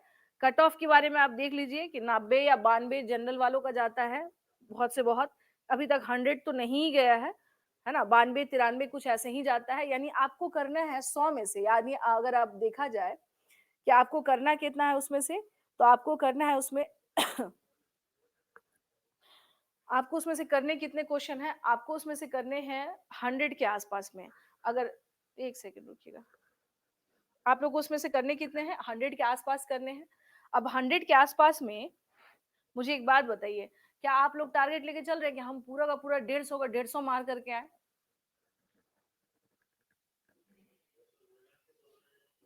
नहीं, वो तो ठीक है, नेगेटिव मार्किंग नहीं है इसलिए लगा के आना है। मान लीजिए नेगेटिव मार्किंग होता तो पूरा 150 मार के आ जाते क्या आप? अच्छा, टारगेट 100 नहीं, वो तो मैं कह रही हूँ कि ठीक है, उसमें कोई दिक्कत नहीं है। वो तो मैं कह ही रही हूँ कि उसमें कोई दिक्कत नहीं है, आप 115 लेके चल रहे हैं, दैट्स फाइन, उसमें कोई समस्या की बात नहीं है। लेकिन मेरे कहने का मतलब ये है कि देखिए, ज्यादा बनाएंगे तो ज्यादा आंसर सही होने के चांसेस हैं, ये भी है। और अगर चूंकि बिहार में नेगेटिव मार्किंग नहीं है, लेकिन मैं कह रही हूँ कि आप बहुत से बहुत मैक्सिमम मान के चलिए ना, तो 120 के आसपास मैक्सिमम मैं बता रही हूँ कि कोई भी व्यक्ति 120 के आसपास, बहुत अच्छी तैयारी है तो हो सकता है 140 भी ले जाए, 150 भी ले जाए, लेकिन वो अतिशयोक्ति वाली बात है। कुछ क्वेश्चन जानबूझ के बीपीएससी क्या करते हैं, थोड़ा टफ बना देते हैं। क्या करते हैं? हाँ जी।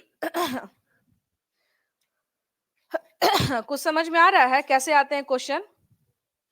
कुछ क्वेश्चन जानबूझ करके क्या किए जाते हैं, टफ बनाए जाते हैं।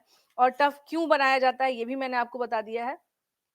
इसलिए बनाया जाता है जानबूझ करके, ताकि कुछ क्वेश्चन आप नहीं बना पाए। इसलिए नहीं होता है कि उसको आप जाके ताकि वो आपका टाइम टेकन हो, वो आपका क्या हो सके, समय ले सके। तो ऐसे क्वेश्चन जानबूझ के क्या किए जाते हैं, जानबूझ करके बनाए जाते हैं, ताकि आपका क्या हो, मामला थोड़ा सा गड़बड़ हो।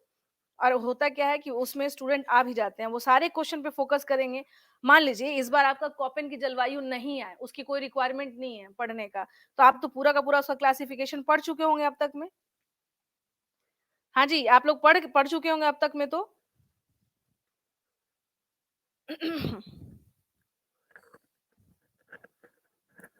हाँ जी, जो पूछ रही हूँ मुझे जरा बताइएगा। आप लोग ने अब तक में कॉपेन का जो पूरा का पूरा क्लासिफिकेशन है पढ़ लिए आप लोग? हाँ, पूरा का पूरा अब तक में कॉपेन की जलवायु वर्गीकरण तो पढ़ चुके होंगे आप लोग।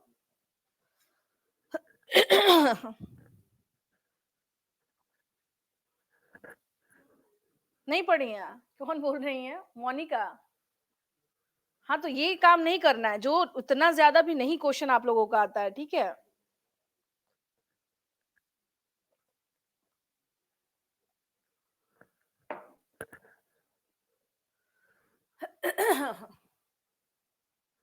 ठीक है? तो इस तरह से ना मेरा यही आप लोगों को सजेशन रहेगा, पढ़िए, लेकिन अब ये भी नहीं है कि जिससे क्वेश्चंस जो 1-2 आने वाले हैं और जो झूठ-मूठ का आपका टाइम टेकन है, उसको आप क्लासिफिकेशन ऑफ कॉपेन पढ़ने लग जाएँगे ना, तो बहुत सारे हैं, उन्होंने बहुत अच्छा खासा क्लासिफिकेशन किया है। हाँ जी, उष्णकटिबंधीय जो है ना स्वाति, इसको ट्रॉपिकल जिसको कहा जाता है, कि जिसको ट्रॉपिकल ज़ोन, ये तो पता होगा ना कि ट्रॉपिकल ज़ोन किसको कहते हैं? उष्ण का मतलब क्या होता है? ट्रॉपिकल? स्वाति? हाँ जी, थोड़ा बहुत पढ़े हैं भारत के संदर्भ में। नहीं, आप थोड़ा सा बस बस बिहार के संबंध में जान लीजिएगा कि जो स्पेशली साउथ बिहार का जो मामला है ना, ट्रॉपिकल जिसको कहा जाता है, ठीक है? वो हो गया, आपको ट्रॉपिकल का मतलब ही हो गया उष्ण जिसको कहा जाता है ना, उसको कहते हैं ना ट्रॉपिकल क्लाइमेट, यानी कि वो वैसा एरिया है ना जहाँ पे क्या है आपको कि बरसात भी हो रही है, सनलाइट जो है वो प्रॉपर वे में क्या हो रहा है यहाँ पर अवेलेबल है। तो ये सारी चीजें जहाँ पर मिलती है तो वो क्या हो गया, एक तरह से ट्रॉपिकल जो उसको कहा जाता है क्लाइमेट। यहाँ पर आप देखिएगा कई जगह कहा जाता है कि यहाँ पर जो वन है, जो फॉरेस्ट जो होते हैं, जो पाए जाते हैं, वो कैसे होते हैं?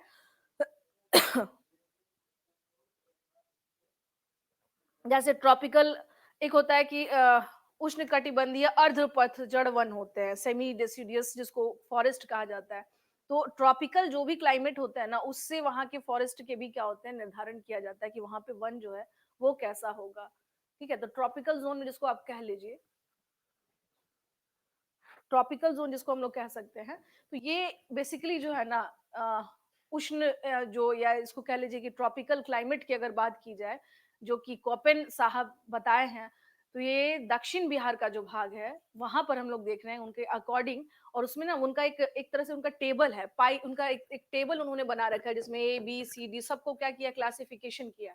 उसके अकॉर्डिंग इसको माना गया है कि ये जो है आपको दक्षिणी वाला जो मामला है, ये कैसा, ये ट्रॉपिकल क्लाइमेट में इसको उन्होंने काउंट किया है। इसको इन्होंने क्या किया है, काउंट किया है, किसमें? ट्रॉपिकल इसमें काउंट किया है।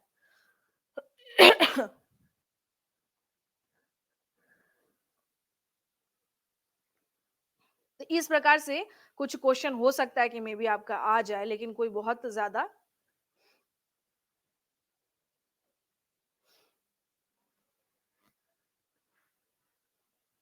और जो शीतोष्ण है, ये क्या हो गया, टेम्परेट जोन हो गया आपका। तो इसको उन्होंने बोला है कि नॉर्थ बिहार का जो एरिया वो टेम्परेट जोन में क्या होता है, आता है। उनके अकॉर्डिंग अगर मिला लिया जाए तो तब इसको क्या किया गया है, काउंट किया गया है। तब इसको क्या किया गया है, काउंट किया गया है। एक सेकंड रुक जाइए, मैं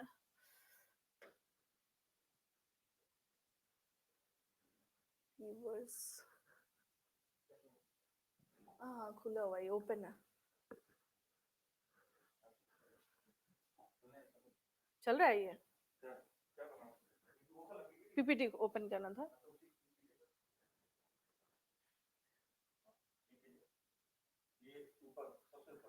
ये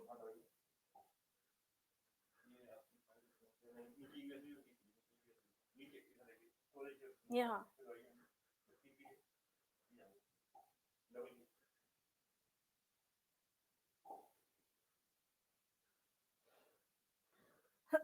हाँ जी, अब आ जाइए रिवर्स ऑफ बिहार। चलिए ठीक है ना, वो हो गया टेम्परेट जोन के बारे में बोला गया है कि जो नॉर्थ बिहार वाला जो एरिया है ना वो टेम्परेट जोन अकॉर्डिंग टू कॉपेन, और उन्होंने उसके लिए जो उसकी जो उसका कह सकते हैं सिंबल जो है वो है CWG में आता है।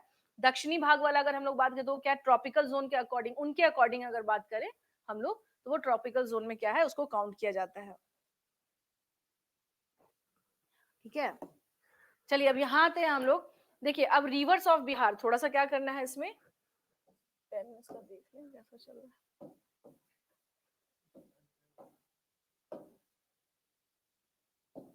हाँ ठीक है, अब आ जाइए रिवर्स ऑफ बिहार, यानी बिहार की जो नदियां हैं वहां पे हम लोग अगर बात करें बिहार की नदियां, बिहार की नदियां, ठीक है, तो ये जो है यहाँ पे ध्यान रखिएगा, मैंने आपसे पहले ही बोला था ये क्या है आपको, नॉर्थ बिहार की रिवर। ये कौन से रिवर है, north Bihar river north Bihar के रिवर है, ठीक है ना, रिवर्स है। उत्तर बिहार की नदियों के बारे में बात कर रहे हैं, यहाँ पर एक मिनट देखिए।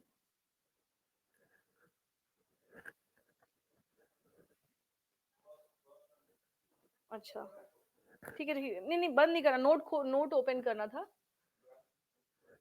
ठीक है मैं समझ गई, वो मैं कर दूंगी इसको।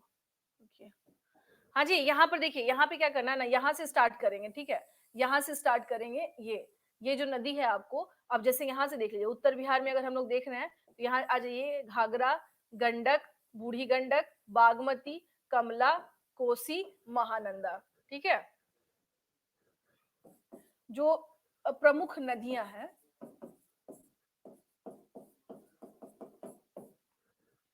ये उत्तर बिहार की नदी, एक बार देख लीजिए इसको, देख लेंगे ना मैप तो उससे क्या हो जाएगा, आप लोग को थोड़ा सा क्लियरिटी आ जाएगी। देख लेंगे अगर तो हम लोग क्या देख रहे हैं यहाँ पर, नॉर्थ बिहार, ये स्पेशल कौन सी रिवर्स हैं, ये स्पेशल कौन सा है आपको, north Bihar, reverse of north Bihar north Bihar की जो नदियां हैं हम लोग उसके बारे में क्या कर रहे हैं, यहाँ पर बात कर रहे हैं, ठीक है।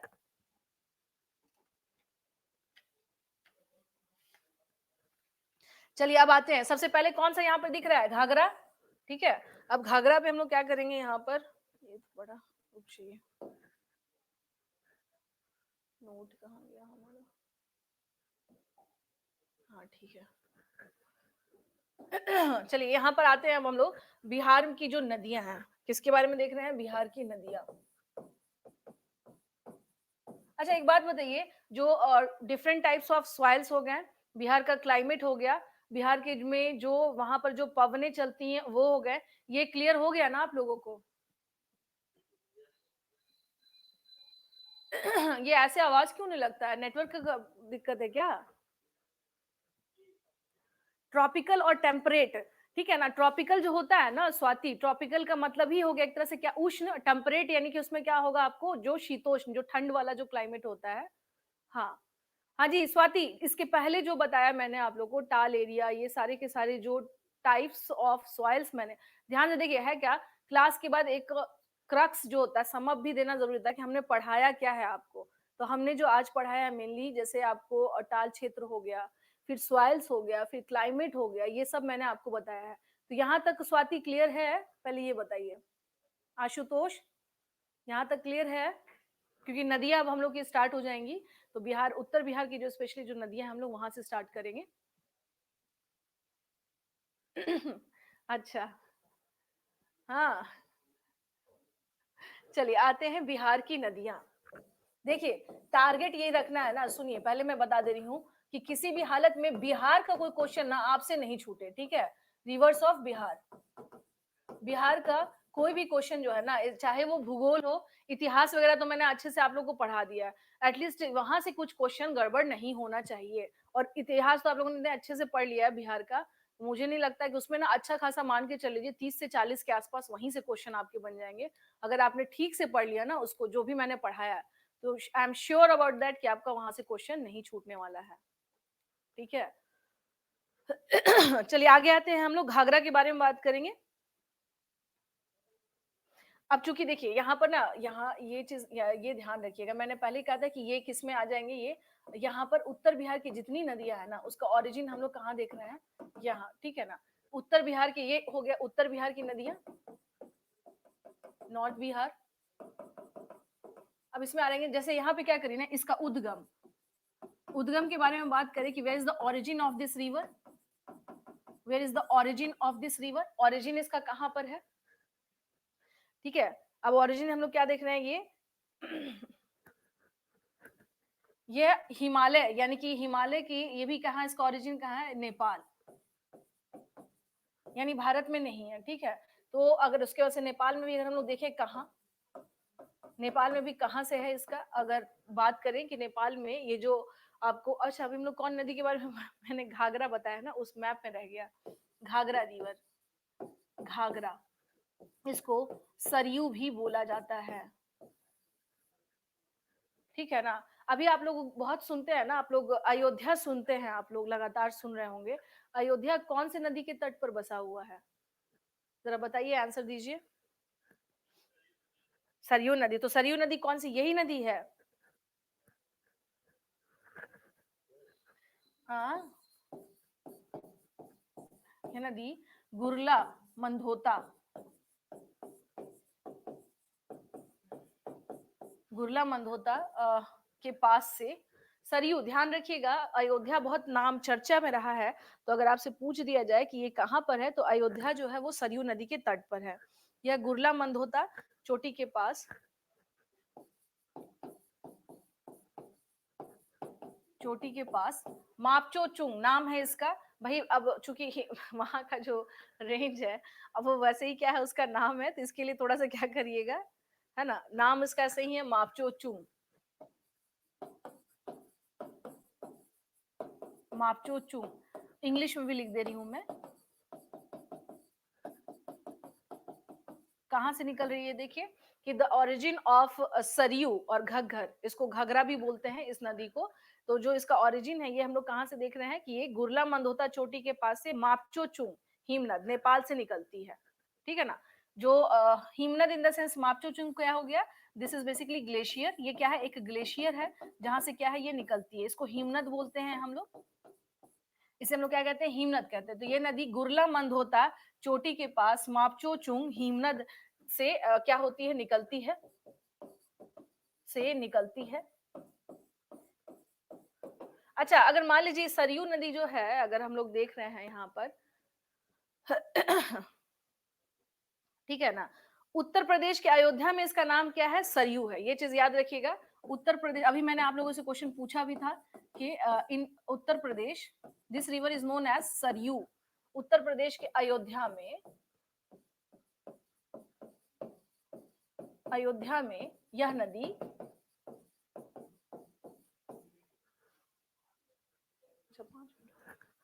यह नदी हम लोग क्या देख रहे हैं, उत्तर प्रदेश के अयोध्या में यह नदी सरयू के नाम से जानी जाती है,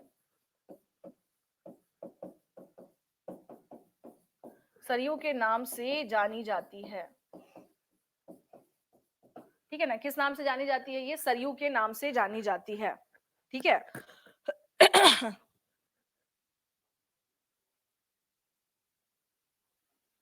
इसके बाद, यानी कि वहां से अयोध्या के बाद जब ये नदी चलती है ना, तो उसके बाद इस नदी का नाम हो जाता है घाघरा।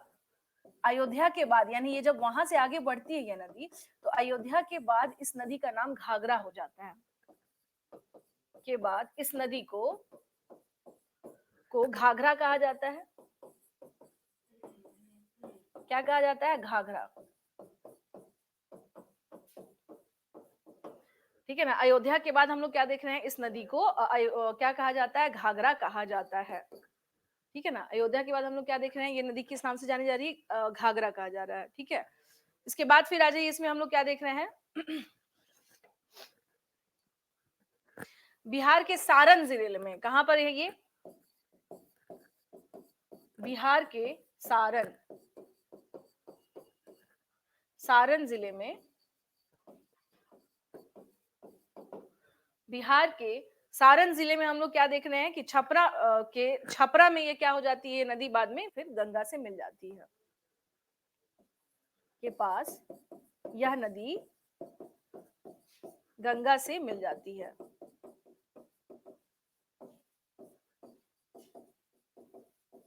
गंगा से मिल जाती है। तो अब यहाँ पर देखिए थोड़ा सा ध्यान रखना है, अगर आपका क्वेश्चन इससे जो घाघरा नदी है या जो सरयू नदी है, तो आपसे हो सकता है, क्योंकि बिहार में सरयू के नाम से ये नहीं जानी जा रही है, बिहार में ये किस नाम से जानी जा रही है, बिहार में जानी जाती है ये घाघरा नदी के नाम से, ठीक है ना। यहाँ पर बहुत ही फेमस बैटल हुआ था, घग्घर का युद्ध हुआ था, अगर याद होगा तो, जो कि किसने लड़ा था, ये बाबर ने लड़ा था, किससे लड़ा था, संयुक्त अफगान और बंगाल की सेना से। तो घग्घर यानी यही घाघरा नदी है, लेकिन ये घाघरा नदी बिहार में घाघरा के नाम से जानी जाती है, लेकिन जब ये उत्तर प्रदेश में रहती है तो उस समय ये नदी सरयू के नाम से जानी जाती है। It means when this river was in Uttar Pradesh, it is known as Saryu, but after that when it entered into Bihar, at that time period this river is known as Ghaghara. ये घाघरा पे क्या है, हम देख रहे हैं घाघरा के नाम से जानी जाती है। मर्ज कहाँ करती है, this river merged into Ganga river near Chhapra, कहां पर है ये, जो कि सारण के पास है कहां पर, ये सारण के पास है। ये आपको क्या करना है, ध्यान रखना है, ठीक है। तो ये आज ना, आज का इतना रहने दीजिए, आज का टॉपिक, बाकी चीजें जो है rest things will discuss later, यानी अब नेक्स्ट क्लास में हम लोग क्या करेंगे, इस पर डिस्कस करेंगे। ये ध्यान रखिएगा, बिहार में ये सरयू के नाम से नहीं जानी जा रही है। हो सकता है ये क्वेश्चन बन सकता है कि इसका एक अन्य नाम क्या है, तो हम लोग देख सकते हैं, लेकिन ये उस नाम से नहीं जानी जा रही है, ठीक है। नहीं, सदा नीरा गंडक को बोला जाता है, ठीक है। सदा नीरा किसको बोला जाता है, सदा नीरा गंडक नदी को बोला जाता है, जिसमें सदैव क्या हो, पानी हो, ठीक है। चलिए फिर कल मिलते हैं हम लोग, अब कल वाली क्लास में रिवर्स के साथ। ओके, तब तक अपना ध्यान रखें, टेक केयर, धन्यवाद।